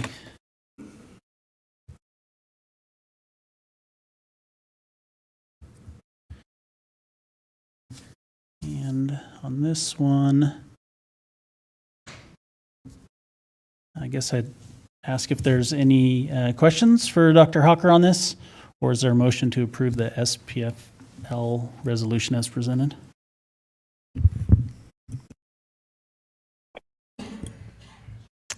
Trustee Morrisroe. We also have Nick Miller from Holly Troxel Bond Council on Zoom to answer any questions, to go over the new requirements for the supplemental levy, and any other questions you have as well. So one thing I notice, I feel like this language is a little more specific for the SPFL. Is that due to the requirement, or is that just we chose based on feedback from our community? We chose based on feedback. The state does have some updated requirements on the M&O levy, but the plant facility levy could have been worded a little bit differently, but in this case, again, trying to just make sure we can be as transparent as possible with those funds.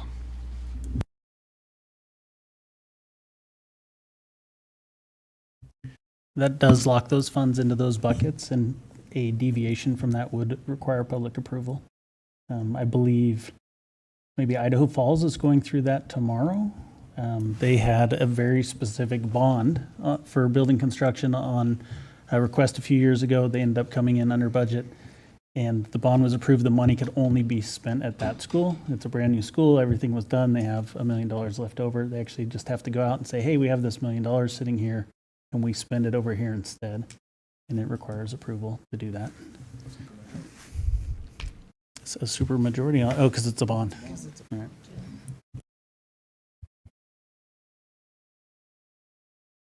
Okay, any other questions? Okay, is there a motion? I'll move to approve the SPFL, what is it, language is presented? Resolution. Resolution is presented, yeah. Thank you. Is there a second? I'll second it. Okay, thank you. It's been moved and seconded. Any discussion on the motion? Okay, all in favor? Aye. Aye. Any opposed? Okay, motion carries. Okay, we've got another one of these, and this is on the maintenance and operation levy. That language is also, that resolution's included in the packet, and fairly lengthy. I believe this is more where Shannon was talking about. This is a new requirement on maintenance and operations levy, that there has to be some breakdown of how the funds are allocated or how the funds will be spent. So, any questions? I guess if we have our bond counsel, maybe he could address, like, this meets the new state requirements. That's correct. Can you hear us on the phone?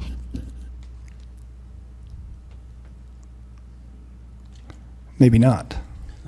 They probably have to link them in. Scott, is he linked in? Is he there? Not yet. Oh, okay. We'll pause for just a second. Technical difficulties.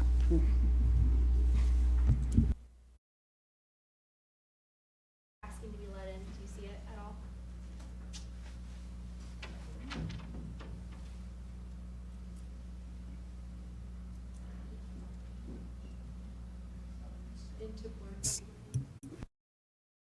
No, it'd be through Google Meet or something.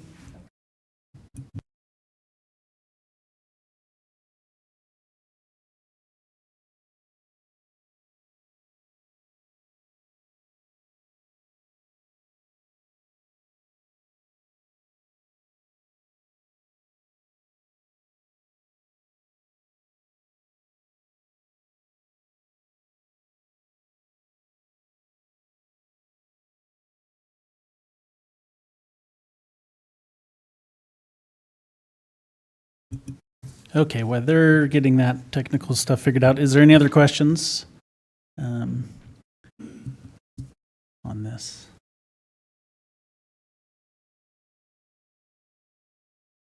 I guess, Dr. Hawker, do you want to talk us through any of this split?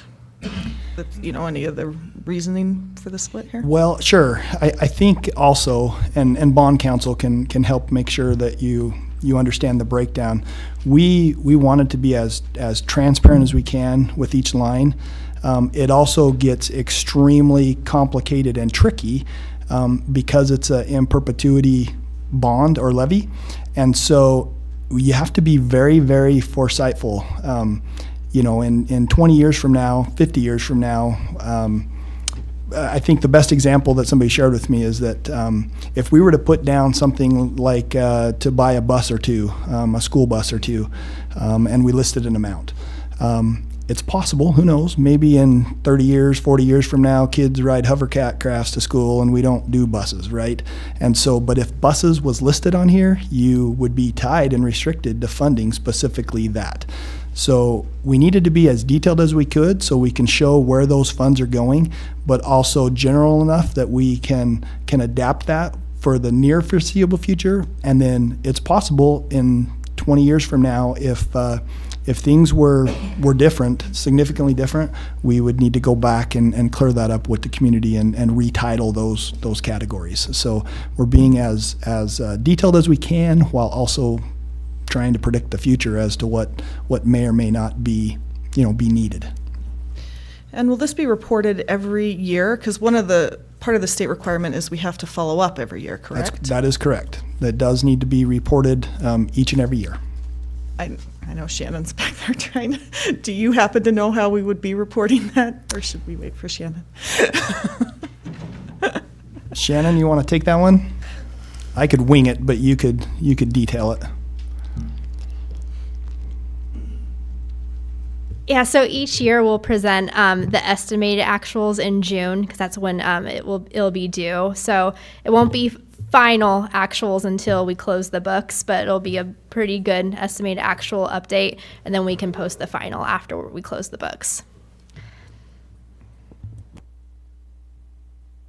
Is bond counsel on? Technical difficulties still. We could have him just call your cell phone, maybe Shannon, and then you could just put the cell phone right there by the mic. That might be easiest.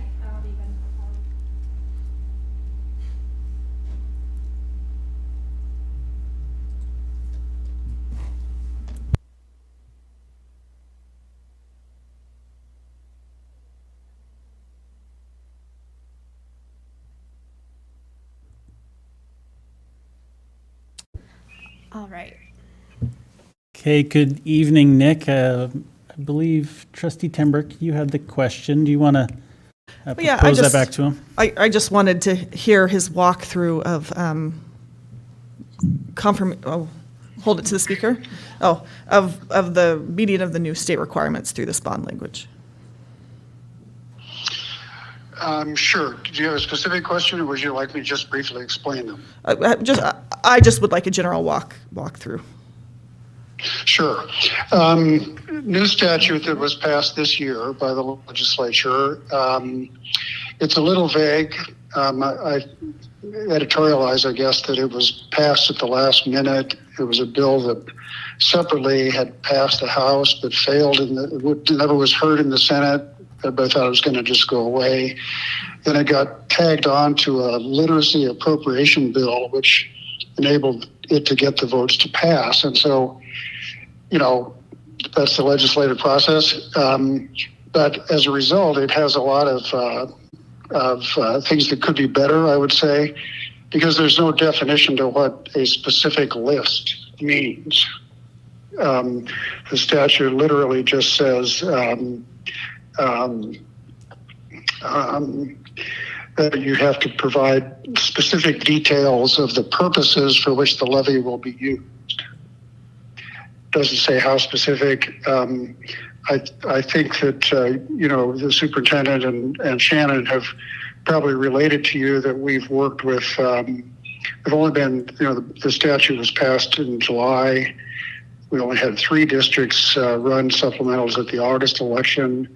So we're really just getting into the thick of, as you can expect, other districts, looking ahead like you guys are to the March election to run. And I mean, not to belabor it, but we even had one county clerk that refused to put the information on there until they called the Secretary of State's office to be told that the statute had been amended. So it's, it's totally new. But it says it included detailed description of the purposes for which the levy will be used. And the description that we developed with the superintendent and Shannon, your building manager, and others, because you've got that list, is fairly extensive. The Madison district just divided it into essentially 2 categories, salary supplement and operation and maintenance expense. And that passed, nobody challenged it. The Bonneville district is running tomorrow, and their list is very similar to yours. But it's, the much smaller order of magnitude. Their supplemental is about $5 million in a year. But they have the same enumerated list of about 7 items.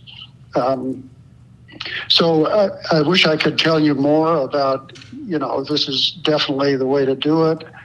I guess that we feel that a good faith effort to make a description that itemizes the main purposes for which the district is going to use the money is essentially the best we can do.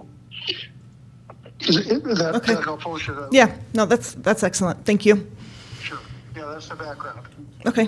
Like I said, I wish it could be better. I don't know that the legislature is going to do anything to tighten it up. The dilemma I think that 271 has is that there's with the indefinite term levy, there's slight concern that we might create a category that won't exist in 20 years. So we've been pretty careful to make them somewhat generic, and the statute does say it's the approximate amount. So, we're not necessarily tied to the amount that we've identified for each purpose. So there's still some, we're not too concerned about that element. Okay, thank you. Do we have any other questions for the full? How are you doing my job? Well, before, okay, good night, I'm out. Just before I hand it back to Shannon. Is there any other questions? Rebecca, did you have any questions? No, not at this point. Thank you. Okay. Give that back to you, Shannon.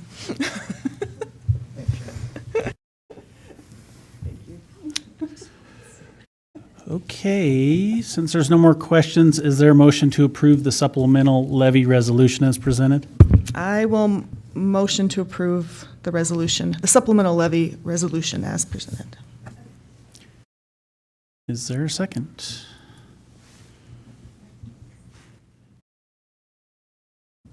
I'll second it. Okay, thank you. That's been moved and seconded. Is there any discussion on the motion? Okay, hearing none. All in favor? Aye. Aye. Any opposed? Nay. Okay, motion carries. All right. Next up is a policy we saw last month. It's policy 2585. We heard about it a little bit in our public comments. And we did also receive 4 written public comments. They were included in your packet over the last month while I was out there. I believe the blue lines indicate there was a few tweaks from that. Is that correct? From those comments? I think the comments were just all in support of the policy.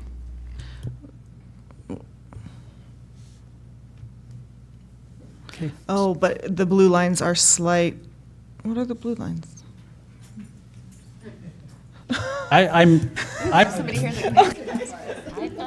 My understanding was that the Coeur d'Alene School District Legal Department had reviewed the policy, and everything that is in blue has been reviewed by the legal department. Gosh, I hope I got that right. You're welcome. So it's nothing substantive has changed, just some legal review. Is that correct? Yes. Okay. Okay. Is there a motion to approve policy 2585 as presented? I'll move. Oh, go ahead. I'll move to approve policy 2585 as presented. I'll second. Okay, thank you. It's been moved and seconded. All in favor? Aye. Aye. Aye. Okay, any opposed? All right, motion carries. Welcome, Blue, you're official.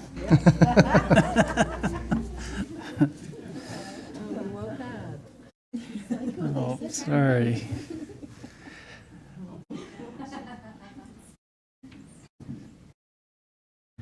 Okay, also tonight is a policy that's back to us, medical terminology for a second reading. Is that correct?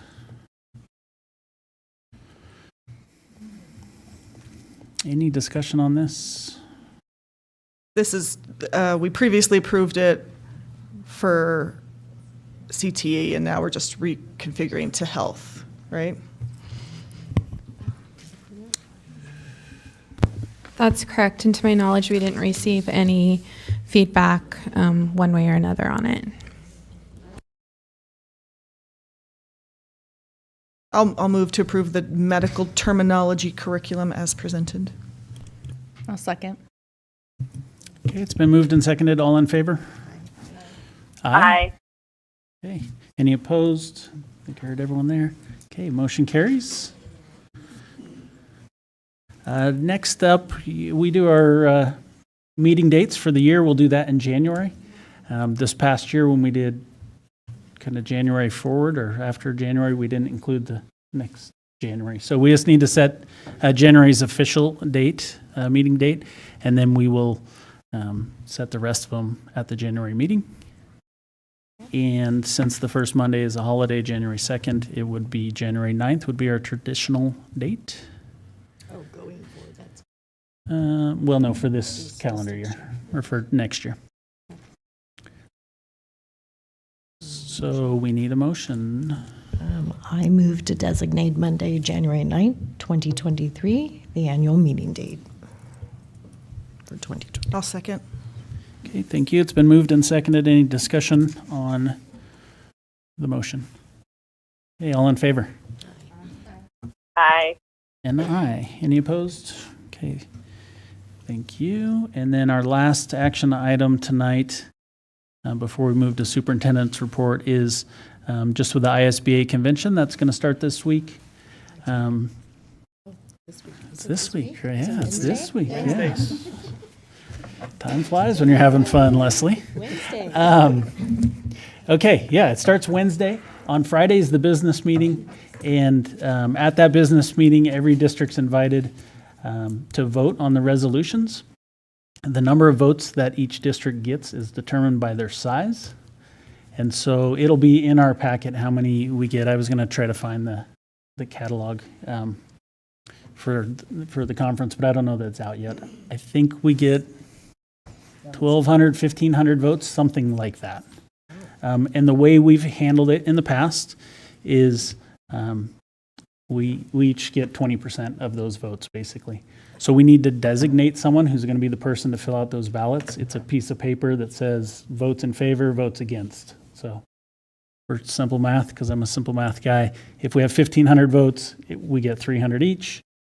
So if one of us votes yes on something and 4 vote no on something, it's 300 yes, 1,200 no. Is how it works. And so we just want to designate someone to do that. At one point, I think I had said I would do it, but I've had something come up at work. I'm not sure I'm going to be able to make the business meeting on Friday. I believe it's you 3 ladies that we're going to be there. And Trustee Morrisroe, Yes. I do plan to send my vote to whoever's designated for Friday. So, right? I mean, that's how we've handled it in the past if we can't be there.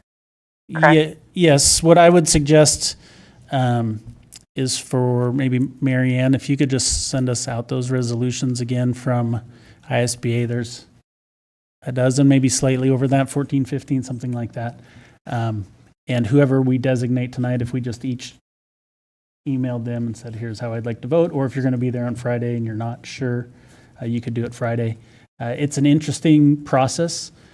So they're sponsoring districts, not dealerships. That's the wrong business. That's my work, not my volunteering. Sponsoring districts, so someone's going to get up and present on the resolution. They actually read them, and then they kind of talk about why. Then it opens up to floor comment, so people can come up and talk either for or against a resolution, and then it goes to voting. Our district will be seated probably at our own table, maybe with another district, depending on how many folks we have, and the ballots will be on the table. Someone comes around and collects them from you, or you put them in a box. So we don't necessarily all need to be there? You don't have to, although it's a good process, and I'd recommend you are. Sometimes they get amended on the floor. Okay. Sometimes I would encourage if anyone can make it. It's really interesting, and you learn a lot about just the process and the recommendations that ISBA is going to be taking forward, and just the work.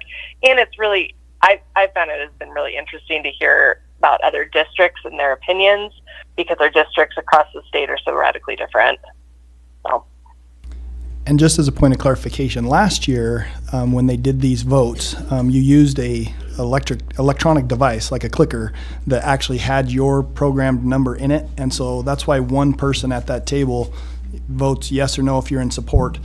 So it's really important that that person understand the board collectively what your wishes are on that resolution, and then that enters in digitally, so you don't have to fill out an actual ballot and have it collected anymore. Now they may not, maybe they're changing their ways this year too, but last year that's how that worked.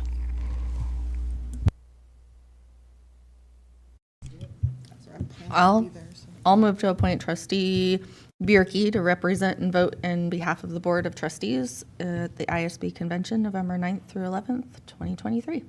I'll second. Okay, it's been moved and seconded. Any discussion? Okay, all in favor? Aye. Aye. And aye. Okay, thank you, Leslie. And Marianne, if you could just get us those resolutions again, and then I'll let you know, and Rebecca will let you know. I'll give it to you just in case. I'm going to try to make it if I can. Okay. Next up, we're into superintendent reports, and the first one here is an update on the high school scheduled discussion. That seems like it's been going on forever. Through 4 secondary directors, Trent. Okay. I think you're the fourth one to take this baby. Let's see if you can bring it home. All right, I have an answer. Well, Dr. Hawker and board trustees, it's a pleasure to kind of address this issue. In a moment, I'm going to introduce Mr. Randall's, Coeur d'Alene High School principal, and also Deanne Clifford, principal at Lake City High School. But you know, what we want to do, we want to present information to you as it relates to the May 2nd board meeting, where you requested both schools, it's my understanding, to report back on ways to increase elective offerings, as well as enrich curriculum rigor and relevance. So it is my understanding at that board meeting that the board voted to discontinue the high school alignment conversation for a variety of reasons. And in light of that decision, you know, we were tasked with embracing the two different schedules in order to best serve our students. And I've reminded of, I guess in my mind, I was thinking of the old Stoic Marcus Aurelius, who says the obstacle is the way, and maybe the obstacle is our answer. Maybe instead of fighting the obstacle, maybe it's time to embrace the fact that we have two schools that offer two very different schedules, and maybe they can provide some services to students in very unique and specific ways. Now, there's probably some things we'd have to look at in order to be able to give students access to that we do differently, which could be a conversation later. But I do think that the fact that we have two high schools with very different schedules could be a very significant strength in our district if we look at it from that perspective. So I also can envision our journey into the PLCs and the HRS certifications that we're working on right now under the direction of Dr. Hawker. I think it'll continue to surface some scheduling issues. You know, how do we best service our students? And I think what's exciting about that is we'd have educational professionals with their boots on the ground, admin and teachers really looking at how do we best do that? Do we have to tweak it a little bit in order to be able to give our students more opportunities and more access to maybe support services, maybe to different classes, maybe to more agency where they can have more independent study and, on their own courses as well. That could be something that we're looking at. So maybe instead of a subtle shift, instead of trying to solve the problem, maybe the problem can kind of solve us, you know, from that standpoint. So we're going to kind of look at it from that standpoint. So I've asked Mr. Randalls and Ms. Clifford to prepare a presentation for you, which you have in your notes. And so I'm going to ask them to go ahead and do that right now. And Mr. Randalls will be first up, and then he'll be followed by Ms. Clifford, and then we can take some questions from you as well. All right. Thank you, Trent. Superintendent Hawker, trustees, I will. I don't think I've ever stood here before. Is this the remote for the? I think you can just say next slide too, and they'll move it for you. Okay. Sometimes. All right. I thought what I'd do is offer a quick timeline of where we've been and how we arrived at this particular point. Roughly 20 years ago, as Mr. Morrisroe pointed out, when this whole deal began, we were audited, and the CMSI had recognized the fact that the schools were on two different schedules, and really that's when this whole deal began, when they began exploring trying to align these two schedules. Fast forward 17 years later, same company, same audit, noticed the same thing, that we were on different schedules. Alignment committees were formed, et cetera, but the one thing that became clear is that both communities embraced their schedule and didn't want to give their schedule up. So that, of course, took us to last May, when Coeur d'Alene High School was tasked with identifying avenues to increase course offerings and present those opportunities to the school board in December of '22. Well, since that particular time in 2019, we have increased our course offerings in part because of an increase in enrollment, which increased our FTEs, which gave us a little more latitude in terms of what we can offer. Also playing at the back of our head was we were aware of the audit at the time, and we knew that it was important to increase our course offerings. So you can see up there some of the key departments the auditors had noted were lacking: English, science, social studies, CTE, and fine arts. At the time of the audit, we offered those English classes that are in blue. We have since added those advanced level courses, dual credit courses through the University of Idaho in yellow. This is important in part because not only do we now offer that on campus, but students no longer lose a travel period to travel to NIC to take these courses, which they did in the past.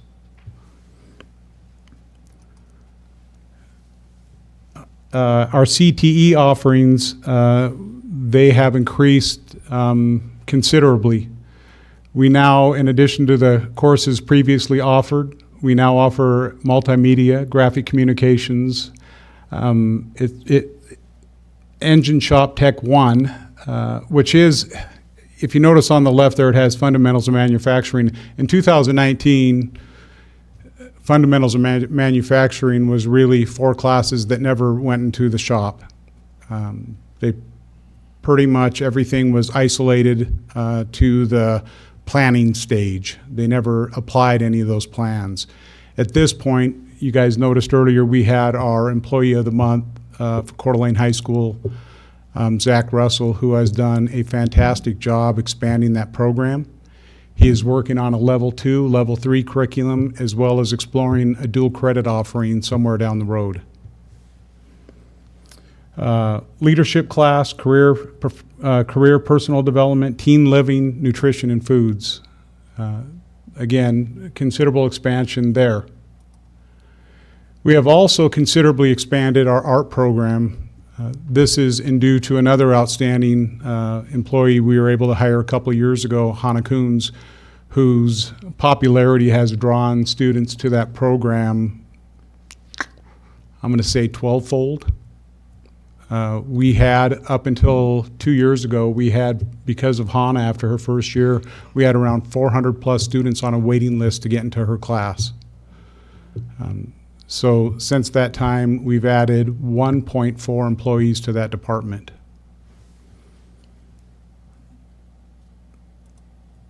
And then our science department. We have added forensics and we have added dual credit offerings as well.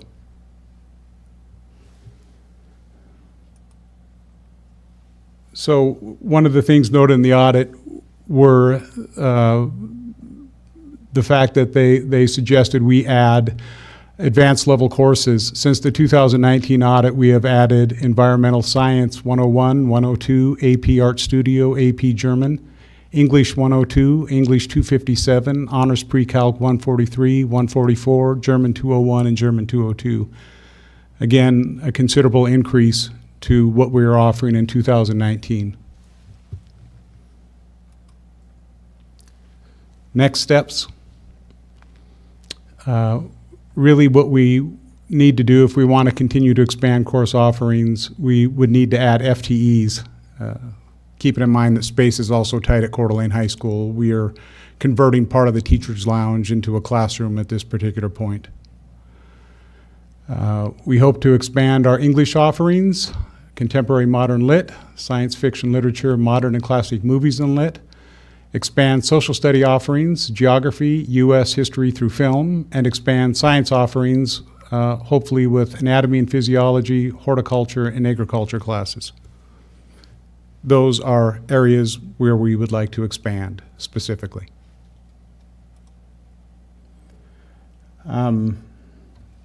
If the board would like to see us increase latitude in student schedule, the only way we can do that without changing the actual 6-period day for the students would be to absorb some local requirements into the curriculum through some other method.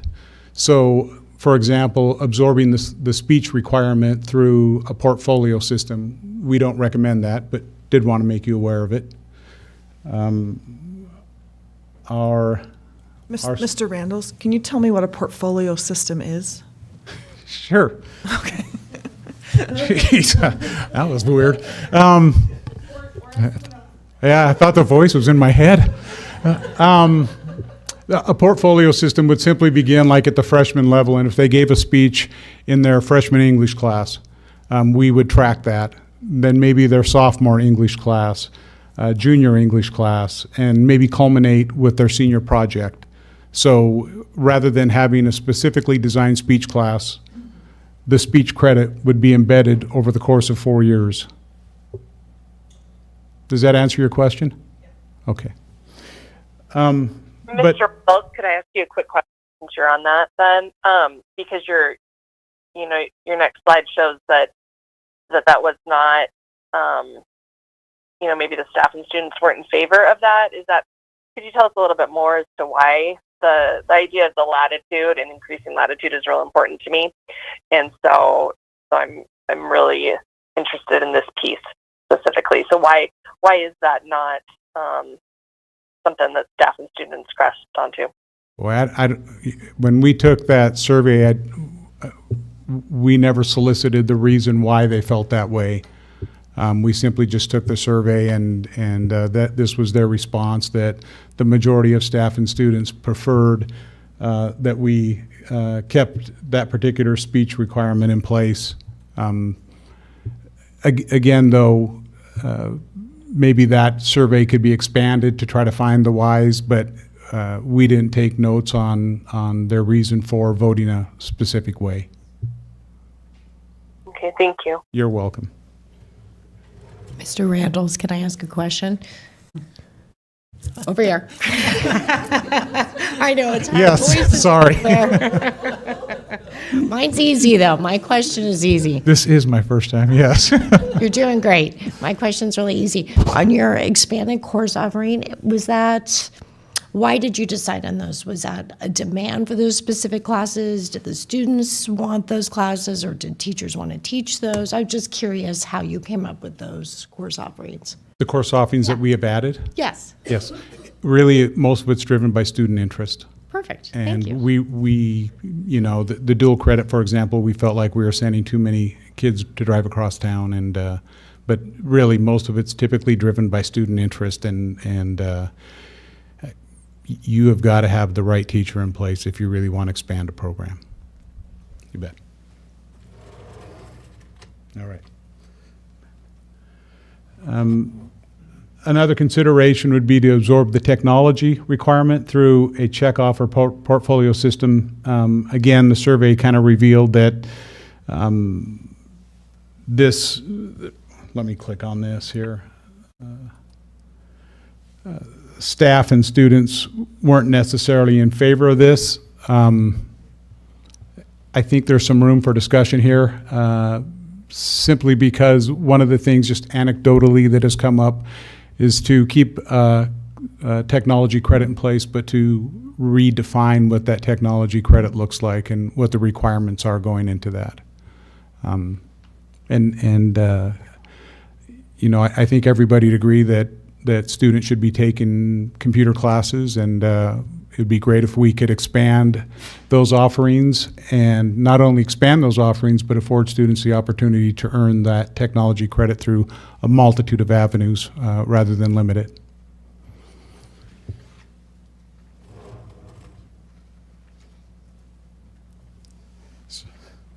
Looking for here we go.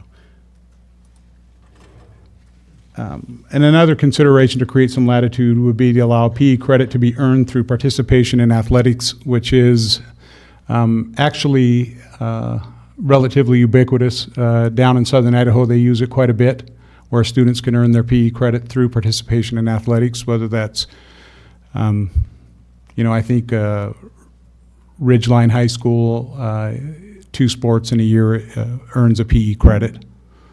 But I think there's different ways of looking at that, and I believe most our staff and students felt in favor of that. So that would create a little bit of latitude in the credit offerings at Coeur d'Alene High School. And just to clarify, all three of those, the speech, the technology, and PE, are local graduation requirements. Those are not I'm state sorry. The requirements. speech is a state requirement. Speech is a state requirement. Speech Okay. is a state requirement. Is that right, Mike? Yeah. Okay. Yeah, But technology and PE are not. correct. Thank you.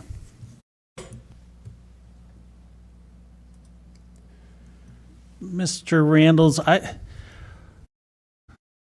know Coeur d'Alene High pretty well. I feel like I went there. I've got kids there now. I've had a daughter there.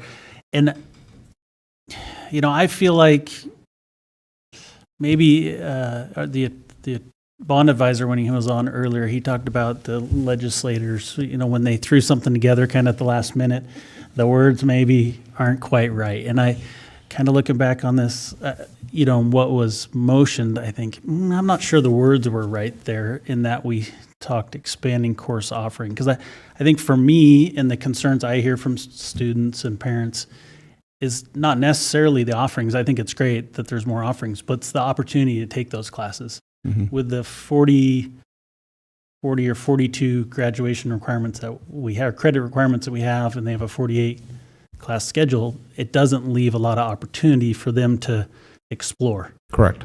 And to me, I thought that's what we were getting at, maybe a little more. But I don't know, we were a new board, and maybe it's not. Maybe that's just where I was at. So I guess, how can you address that? PE is maybe the one opportunity there that I see. At least that was favorable to staff and students. But that frees up one period, and that's not a lot. Casey, I think the only way you can meaningfully address that is to change that schedule. That is truly the only way you could meaningfully address it. And that's been a discussion that's been taking place for 20 years. And I don't know if I have an answer, over the past 3 months, but to meaningfully alter that schedule or create more latitude and opportunities for those students, that schedule would have to be changed.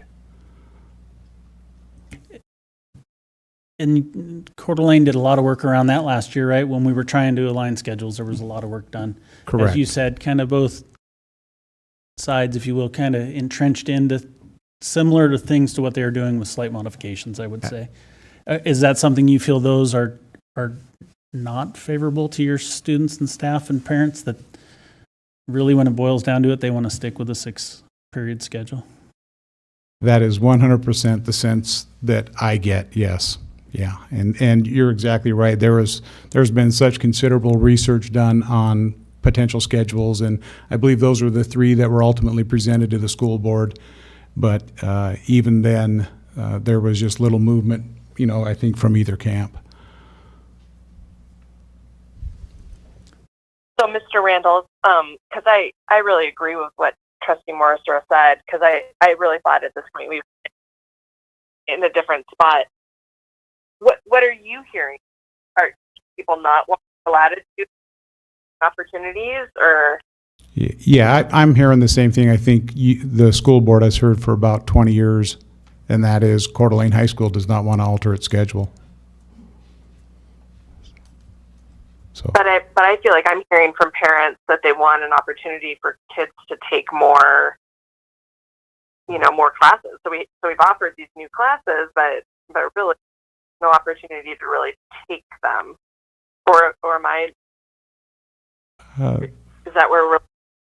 Well, those new classes are pretty full, so there are opportunities to take those classes. But if you're looking for, if you're looking for more opportunities like Trustee Moroso just mentioned, you would have to alter the schedule. And again, that would have to, I think you would find that would have to be a top-down decision. Right. Thank you. You bet. For your work on all this, I know. I know it's a lot. All right. And here I just had my summary. There's not much support to align the 2 schools. Working within the scope of its current and preferred schedule and cognizant of the audit's finding, Coeur d'Alene High School has made considerable strides in expanding its course offerings. And the fact of the matter is that we'd like to consider, we'd like to continue expanding those course offerings, but to do that, as previously mentioned, we'd have to add a few more FTEs. All right? So these, before Ms. Clifford comes up, these are, this is an information item tonight? Yes. I assume at some point, if there's graduation requirement type changes, that's going to come back to us That's for correct. action at some point. Correct. Just information tonight. I think just to put myself on the record on this, I mean, what I said to Mr. Randalls, I think is my concern with the Coeur d'Alene High School schedule is that it is very tight for students to explore. Therefore, I would be in favor of the PE change. And I think the technology change was, I don't know if that's kind of a test out with a competency based or something. I mean, in reality, my fifth grader probably knows more about technology than I do. And if the courses are offered, kids could still right. choose to take them. So, And I think that's one of the things, just to clarify, that technology is not a state graduation requirement. So the board could, in order to create more latitude, perhaps more seamlessly, I mean, they could just arbitrarily say, we're going to change the graduation requirement on a local level. Right. One other thing I just wanted to mention briefly, and talking to both Mr. Randalls and Ms. Clifford, I mean, there is real willingness between the two schools to work together as much as possible. Obviously, there's limitations in that, but if there were courses that were offered at another school, similar to what we do at K-Tech, I mean, we have students that go to K-Tech for half a day, and we don't think anything of it because those are courses offered at that particular facility, at that location. If there were courses offered at Lake City, for example, or at Coeur d'Alene, and the other students at the other school wanted to take those because of, a variety of reasons, and if there was room, in those courses to do that. Again, those are minor tweaks, but I think, as you heard, Mr. Randalls is correct. To truly change that, you'd have to change schedules, which, again, from what we're hearing, and I'm new, obviously, to the district, but from what I've heard is that doesn't seem to be a path that either community wants to go down at this point. So I feel like one of the differences is we run a bus to K-Tech, so you don't have to have your own transportation in the middle of the day to access that. I see what you're saying, but yeah. Oh, you mean as far as if we ran a bus, that would be well, beneficial? I mean, I feel like to really make that work for many of our students, we would need a way to transport. Sure, right? That's absolutely right. And the distance between the two schools are relatively, minor, so it wouldn't take too long. But again, how many students would actually want to take advantage of that? I don't know. Obviously, best case scenario is you'd want to have each school community have the courses that they have there, and have those students, remain on those campuses. But I just wanted to share to the board that it's nice for me to come in and hear administration at both buildings very amiable and saying, if we can help another student out, we're certainly willing to do that, in those situations. I'll go ahead and turn it over to Ms. Clifford.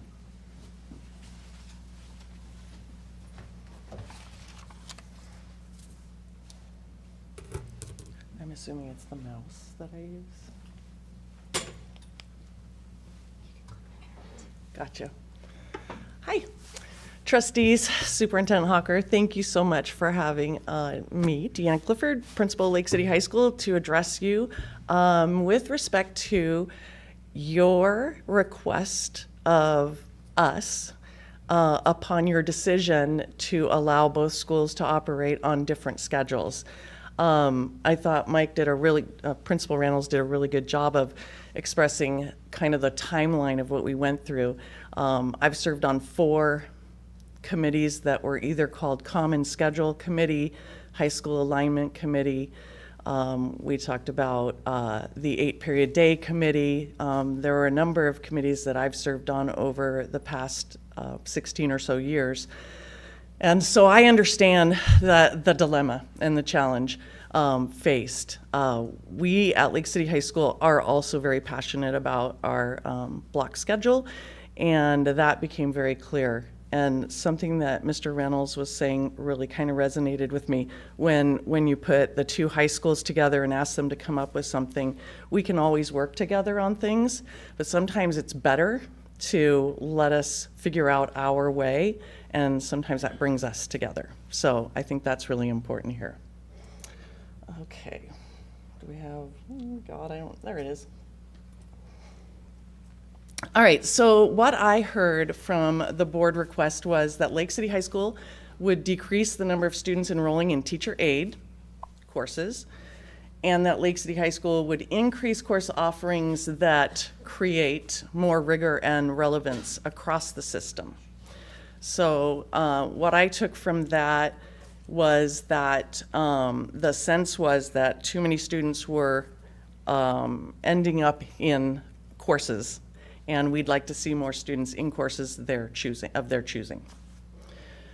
So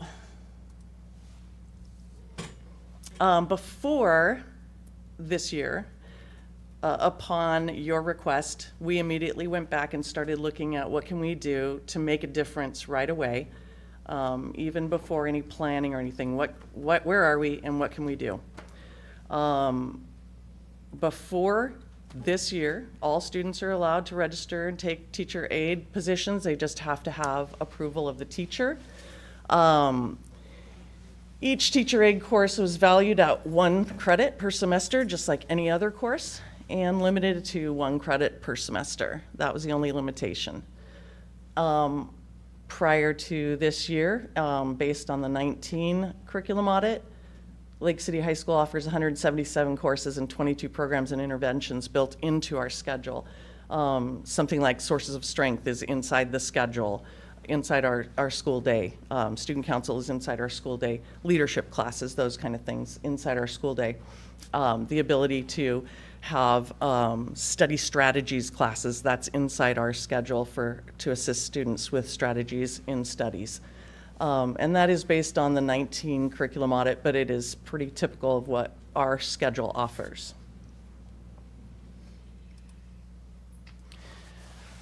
Immediately spoke to a couple of teams, administration and our building leadership team, and specifically to our counselors. And we took some immediate action. We said, I don't think there's any reason for a freshman to serve as a teacher aide. We should be able to find some kind of elective offering that is interesting to a freshman, and we should be able to build a schedule that can accommodate those students. So we did not allow freshmen to serve as teacher aides. None this semester are serving as teacher aide that I'm aware of. It's possible something slipped by, but since we do have different counselors for each grade level, I would assume we do not have any freshmen serving as TAs. We also said we could limit the number of those credits that students could earn. So we told our incoming freshman class that you have a limit of 4 credits over your 4 years that you can serve as a TA. We looked at our courses offered. We did have, at that time, 2 course proposals that were in the works. One of them was medical terminology, and that was a CTE course. And that teacher came to us from Utah and did not have CTE certification in the state of Idaho that was recognized. I'm actually working with the University of Idaho to get that teacher's CTE certification recognized. But in the meantime, that's why we got the medical terminology course in line. So we have that course being offered next semester. We also have a teacher who's very passionate about sports psychology, and we're looking at putting that in the works for next year. I think one of the big things that we need to talk about is if we are wanting to offer more courses, we need to advocate for more staffing in the areas of CTE, math, and science, and we've been doing that to allow us to have enough room in the schedule outside of the requirements to offer the dual credit courses and the AP courses that we want to offer, and the capstone CTE courses. Other courses that we offer, AP and dual credit courses, we now have a goal to increase the number of students who are graduating with their associate's degree. We also are planning to take a look at and have talked about the graduation requirements. What is the graduation requirement credit-wise? It's 58 credits per student to graduate from Lake City High School, where the state requirement's 46. That is out of 64 credits total possible. What we'd like to do in the future to address the teacher aid concern that I've heard about over the last 8 or so years. One is we're going to look at moving to reduce the credit earned as a TA to 0.5 rather than 1.0, placing that limit to 4 times total, which would actually be 2 credits per transcript at 0.5. We do want to add an office aid course worth 1.0 and attach a curriculum to it. We have a office suite curriculum that would work really nicely for that, but we do have office aides that we desperately need. They're performing the duties of secretarial work that's vital. So we want to make sure we maintain something there that we can offer a 1 credit for different positions in the building. Ms. Clifford, can I ask you a question there just before you move on? What's the academic justification of allowing a student to be a teacher aide 4 times? We wouldn't allow a student to take the same art class 4 times or the same math class or... Yeah, we do. We allow students to repeat courses. We do. To repeat for a grade enhancement, right? Well, and we allow them to repeat for credit, but what we don't do is allow them to repeat a math class for math credit. So if it's a graduation requirement, they have to meet that math credit and move to the next one. But there isn't. I don't have a justification except this. Our students enjoy working with their teachers. Our teachers enjoy working with students. We have a lot of students who really appreciate the opportunity to gain that kind of relationship with teachers. They work for their coaches. It's something that they value. And when I ran this past student council today, this presentation, I didn't hear too much in the negative sense from students about limiting the TA, but I could see when I was talking that they were concerned that they wouldn't be allowed to be a TA. So I think there's a lot to be said about that. Also, I remember serving as a TA, and I wanted to become a teacher because of it. I really enjoyed my history teacher, and I did it 1 time in my high school career. And I really appreciated the opportunity to see what it was like to work alongside a teacher. So I would hope we would look at that as something that would inspire young teachers. We did add a course, Intro to Education, because of the number of students who are coming out of our schools who are becoming teachers. We want to get a hand in that. So we have a dual credit Intro to Education course that we're offering. Shelley Blank's teaching it, and we want to grow teachers. So that has a lot to do with it. But it's pretty random, Trustee Morserow, it really is. So we would be open to talking about whatever that looks like. Thank you.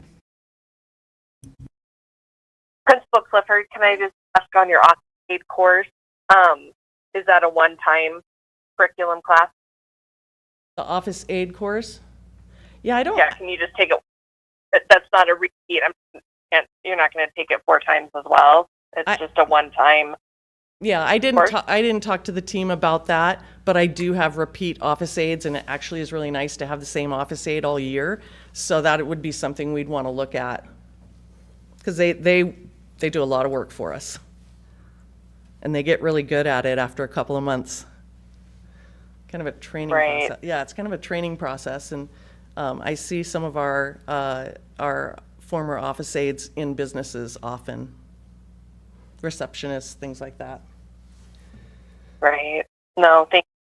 But yeah, we are definitely open to having conversations about that. We want to do, what's best for kids, and if our feeling is that time is not being used the way we want our students' time being used, we need to talk about it.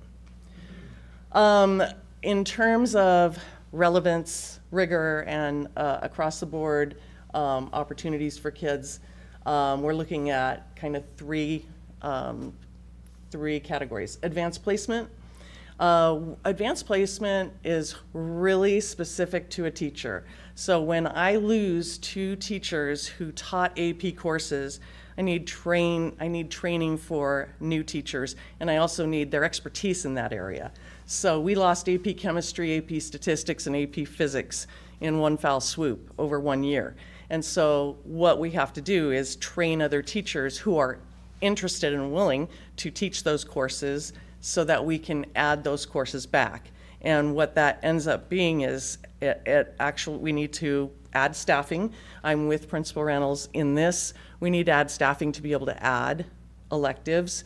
You have only so many sections you can offer, and you have a certain number of graduation requirements. And so when you're adding, enhancing, we can replace in our position, we can replace some courses that maybe are old and tired and bring forward some new ones. And so that's what we're talking about doing.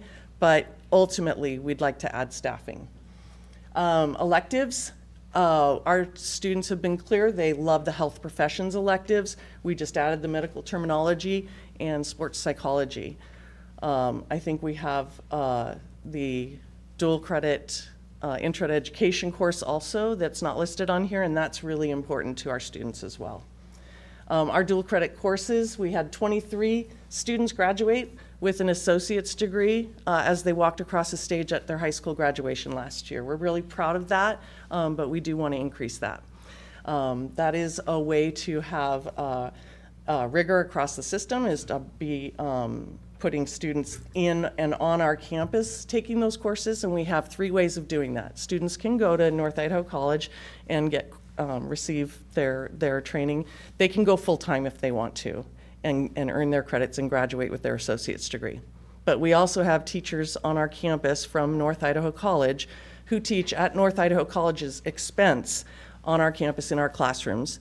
And then we also have our teachers who we pay to teach who are authorized by NIC to teach their courses. So there's 3 ways students can earn those.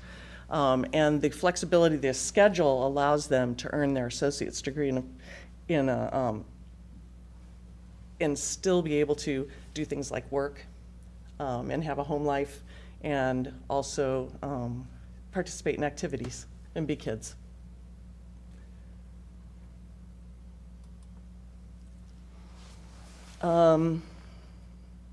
It was recommended to me that we look at our graduation requirements. If we're going to increase rigor and relevance over the system, we need to look at do we want to increase urgency in students? And in order to increase urgency, it's advisable that we increase our graduation requirements at Lake City High School. We've been doing fine, having a great graduation rate across the board, similar to the rest of the schools in our region, at 58 credits to graduate, and I think we could easily do 60 credits with our incoming freshman class, and I would like to recommend that we look at increasing the graduation requirements at Lake City. Deanne, I have 2 questions for you there. Yep. One, what bucket are you recommending those credits go in? Are those just additional elective credits? Yes, I'm not asking to change the graduation requirements that are required by the board, just increase 2 elective credits. And then, I forget the word you used there when kind of describing that, but are you saying to kind of decrease the do-over option? Yeah, increase the urgency is what I said. Yes, so, thank you. You said it nicer, but that's what it said in my brain was for decreasing the do-over. Yeah, when I walk in the door as a freshman, I don't have in my head, oh, if I fail a class, I've got 6 more chances. It's going to be okay. Oh, I have to retake that class because it's a graduation requirement, but this one's an elective. I don't have to worry about that. We want to erase that image from kids' minds. We also want to look at our Val-Sal policy. We've been in talks over the last 4 years or so and been interrupted by pandemic and by other committees' work, but what we'd like to do is look at possibly changing the Val-Sal policy where we identify our top 1%, our top 5%, our top 10%, like a cum laude system. And then selection of Val-Sal is very different, not a GPA calculation, or it could be based on GPA and other things, and limit our GPA ratings for all of our courses to a 4.0. And the reason for this is because we have a beautiful array of courses that students can take. But when a student wants to be valedictorian, they want to take all the 5.0 classes. Maybe they don't want to, but they have to in order to be valedictorian. So a musician or a debater who want to be in those courses, or someone who wants to take dual credit courses, are taking a lower GPA class, therefore significantly decreasing their GPA and taking them out of the running for Val-Sal. What we'd like to see is that our system look at all of our students taking the courses they want to take and earning their way to recognition at graduation in a different way.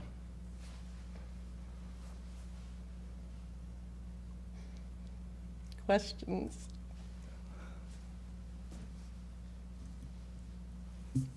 So for me on this one, I know we're not voting on anything. I have concerns with teacher aid still, and if I were voting today, I'd be looking to trim that maybe in half. Okay. And my concern, we've talked about this over the 4 or 5 years we've talked schedules. I think my concern with Lake City's schedule is more the time in the core class issue. You know, they have 20% or so, 25% less minutes in a math, English, science, those sorts of things. So I'd agree with your credit increase. I think I would, if it were me making a decision today and I was playing king, I would put it in the bucket and say it needs to be a math elective and an English elective is probably what I would say. And make it some kind of fun course offering in a math, you know, Like our math and sports construction or math, sports stats. Statistics, yeah. Something, so it's still math and they're getting that extra math exposure that maybe they're losing in minutes because of the block schedule. But it's not just another calc or something, or, you know. Right. I think that's what I would do, I guess. Well, and I appreciate that. I do want to say something about the core courses and electives. Our electives have standards, and a lot of those standards come from our core standards. Our state standards are, all of our electives have something like that. So when you take a writing class or a poetry class, you're getting ELA standards. So just because you don't have the same amount of minutes per se in, say, English 9, when you're taking an English elective, you're also getting those minutes on those standards. And our teachers are well aware of what 9th grade electives look like and what those standards are. And so I've always wanted to say that about the schedule, and I haven't said it in many years. And so I wanted to make sure you knew that and were aware of that, because the number of hours that we meet are the same. It's just that that one English 9 course has fewer hours than an English 9 course at a 6-period day school, but they're still getting those standards over all of that time. Maybe not in their senior year, right? Because they're choosing different courses. But when we're talking about preparatory years, freshman, sophomore year, and especially junior year, you know how packed a junior year is for a student. We have a lot of standards that they're hitting that are outside of those specific hours for those core classes. And when you say the electives, the math and science electives, I agree with you. I would love to hire 2 more math teachers and offer 12 classes that are beyond, first of all, reduce class size, and then go ahead and offer some really cool electives, because I was a math teacher. I loved math, and I wasn't great at it in high school. And I know that the more elective math I took, the better I got, and the more I loved it. So I do agree with you, and that would just increase math scores, science scores. So I'm with you. Principal Clifford, I do appreciate that you're looking at the Val-Sal, and I know that this was an issue for SAG from last year. Yes. It was real important to them, and I know it was important over at CHS for SAG as well. And so I appreciate that you're listening to some of those concerns that the students brought up and brought forth, and exploring that. So thank you for that. Thanks. I know we're not making decisions, but I actually quite like, I think increasing the credits. I am very familiar with Lake City High School. I've had several children there. I think increasing the credits a little bit would be awesome.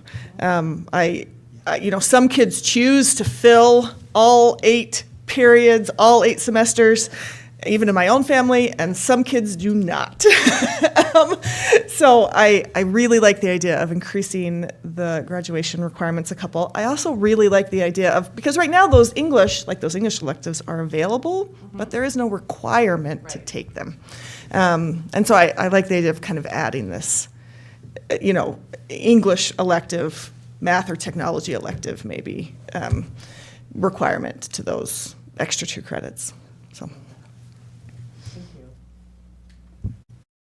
Mr. Derrick, this might be a question for you or Dr. Hucker, but I assume if we were looking at changing the PE requirement, that's going to happen at both schools. Exactly, yeah, and we have talked about which that. just kind of frees up another period at Lake City. So to me, that's kind of another justification of a math elective or an English elective or something. Agreed, yeah.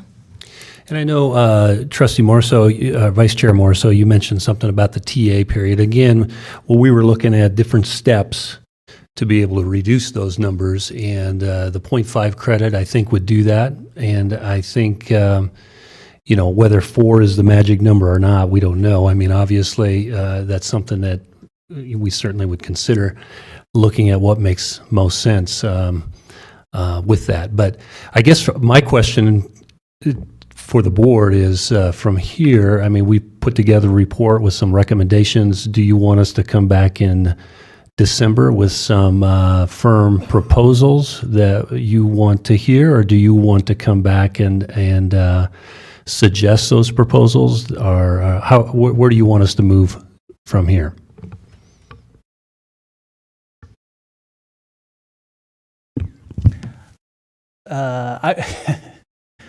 I would say that you come back with a firm proposal. This that would be we might modify. We tell you what we don't like about it, and change it. Yeah. But no, I think it would be best to come from you all, maybe with a little bit of feedback you've heard tonight, and I would suggest that if something else pops in your mind between now and December, that we pass it on through Dr. Hawker or through Mr. Derrick, and go from there.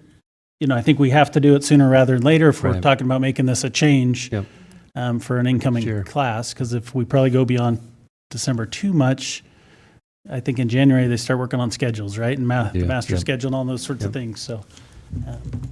All right, we'll be prepared for the December meeting. I'll meet with Mr. Randalls and Ms. Clifford, and we'll put together proposals that would be for both secondary schools for you to review and to act upon.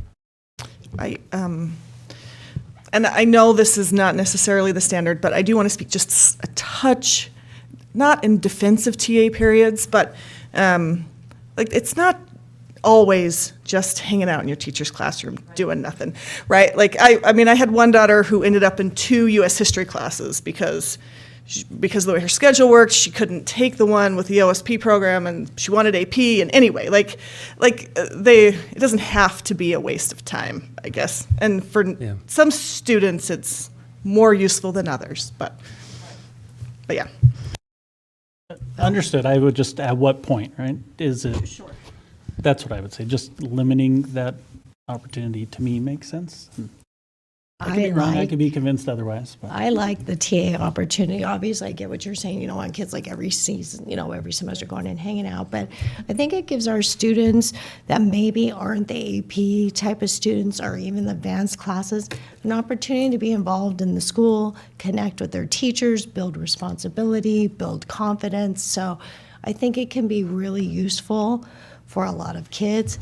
But again, finding that balance of, we don't want kids just I'm just going to be a TA every semester. But I am a fan of that. I think it provides a lot of opportunity for a broad group of children. So, my 2 cents. I mean, I did graduate a long time ago from Coeur d'Alene High School, so I can remember they threw you their keys and their grocery list and some money and said, hey, could you go pick these things up for me? I know that doesn't happen anymore, but it did then.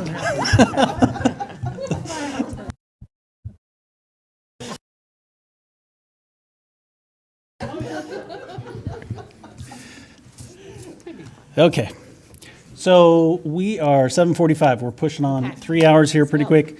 I've asked Dr. Hawker to let's power through these last 3 ones as quick as we can.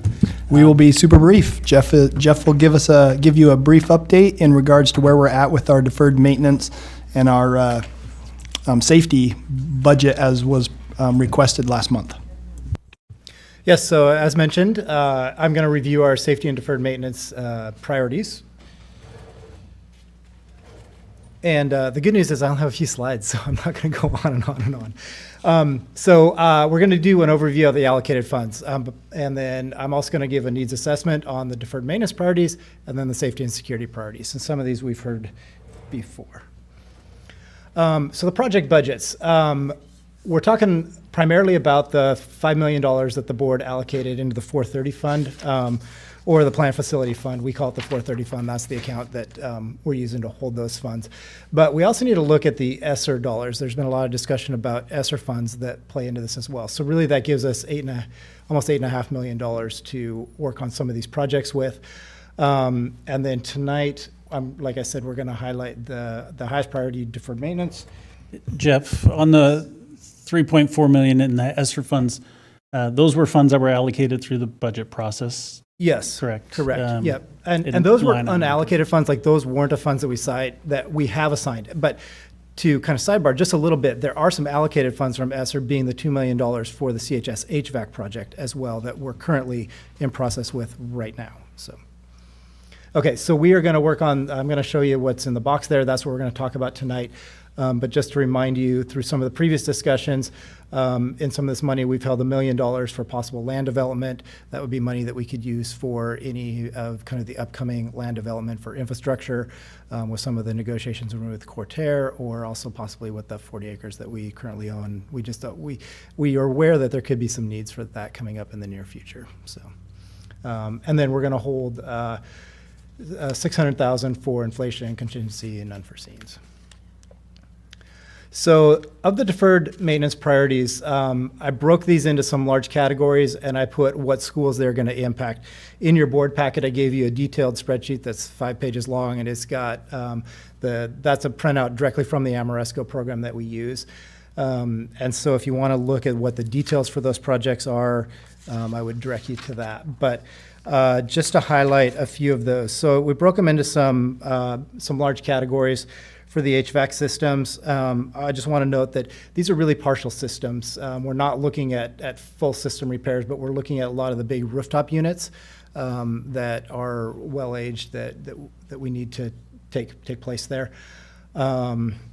With the roofs, we'll be looking at full roofs at Atlas and Skyway, and then the rest of the roofs would be just partial locations that we know we have some problem areas in.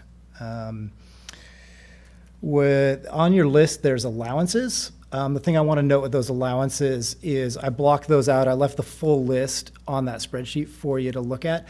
And some of those we're just going to continue to assess, for example, carpets in classrooms.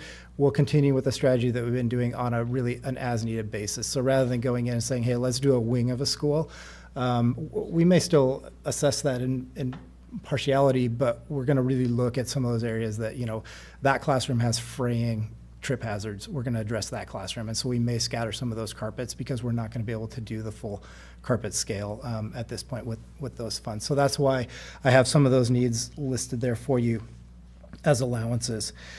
Miscellaneous projects, just to kind of talk briefly about that. Those are some smaller projects I pulled from some of those not so big categories. Those are like some carpentry needs and some stair repairs and some different things like that are in those. Again, I'd refer you to that full spreadsheet for those full details. And then I wanted to pause just briefly and talk about the other category. I think it's important that we allocate some funds to some of our support facilities that have been overlooked for a long time, mainly the Tech Depot, transportation, maintenance, and Midtown here. So the Tech Depot, what we need to do there is they need some office space. Right now, they just have kind of boxes scattered everywhere. They don't really have adequate workspace. So we allocated a portion of some money to go towards upgrading Tech Depot and give them some storage, give them some office space to work out of, and just give them some cosmetic upgrades to that building. Transportation, The primary need there is bathrooms. Yes, we have a porta potty that is in the outbuilding, and we've got to get rid of that porta potty. It's kind of embarrassing that we are asking our drivers to come in after driving their routes, go into that outbuilding, use a porta potty, especially now when it's, you know, in the teens, and that's not a lot of fun. And so the money allocated for transportation would go towards bathrooms. Maintenance, that money actually would be bathrooms as well. Those, if you walk into those bathrooms, they look like they're directly out of the 70s, and they probably are. And they just need some cosmetic upgrades and things there. And then for Midtown, one of the things I've been working on is a project to look at the Midtown space. If you just, I mean, we're in it right now, so you look at this, it's crowded. Because the dais is where it is right there, the workable space is this about 22 feet from the corner of the dais to the corner of the tech booth right there. So we have a lot of meetings in this room, and when we start to set up tables and do collaboration meetings, it's crowded. We know we've had board meetings that have been over capacity, that we have public out in the parking lots, and we don't have the space for that. So one of the things I've been working on is a concept of what if we expand this building of 30 to 35 feet straight out that way. So you're about 32 feet wide right now. 35 feet is from that wall to just about the corner of that. So we'd almost double the space of this meeting room that we have right here. And so knocking that out, and so basically you're just gonna keep going that direction to the north. And so I've been working on a plan for that actually with Scott Fisher. That's one of his little pet projects that he said he would be willing to consider working with us if we want to continue to work with him on some of those small projects. And I will say, one of the things I want to note is that the funds that I put out of this account would also be offset by some money that we have coming in as revenue into this fiscal year from FEMA reimbursements for the windstorm that we had in 2021 that did all the damage. Those expenditures were expended during those years and were recognized during that, but we are getting FEMA reimbursements for that. There's about $130,000 in the FEMA reimbursements coming in for that. So we would contribute that to the pot of money that would go towards the Midtown expansion as well. And then the only other thing that I would highlight to you is kind of on that same note, space is a premium. Meeting space in this district is really hard. You know, we're often out at Hospice House, and with this expansion, that would help. At the district office as well, downstairs, there's the one small room that we call the training room, and when you get about 30 people in there, it's crowded. We do our cabinet meetings in there. We do our district office meetings in there. We do collaborations on Mondays in there, and it gets really, really crowded. The HVAC system is totally out down there, and it's been out for that room. It's a separate HVAC system that handles that room directly. So I put the HVAC system in this project list, but I also added a little bit of money to take down the walls in what we call the boardroom, which is seldomly used. That's a really small room that is in there. So you take down the walls of the boardroom, and you would expand that meeting room downstairs to basically double that size of capacity for meeting space as well. And that is all non-structural. That's all stuff we can do with our crews in-house, but I did allocate a little bit of funds to do that as well. So those are a couple things I wanted to highlight and call attention to in this list. And then you have seen the safety and security priorities quite a few different times. So I'll be really brief there, but with the $1.2 million, primarily we will be looking at, or actually about the $2.2 million that we have for that, we're going to be looking at starting the remodels of the 6 elementary schools. We're going to do this really in 3 phases. Phase 1 will be the design for all 6 projects, with a target of this summer doing the actual work on Hayden Meadows, Atlas, Skyway, and Fernan. Those entrances are almost identical with minor reconfigurations in there, but they're all really, really similar when you walk into the front entrance. And then we would do Dalton and Ramsey, because those would both be unique designs that we still need to kind of come up with what those might look like the following summer. And then we would work on replacing security cameras. If there's any funds left, we would go into what we have the phase 2 in there for raising fence heights and window film. And with that, was that brief enough? Questions? Any questions for Jeff?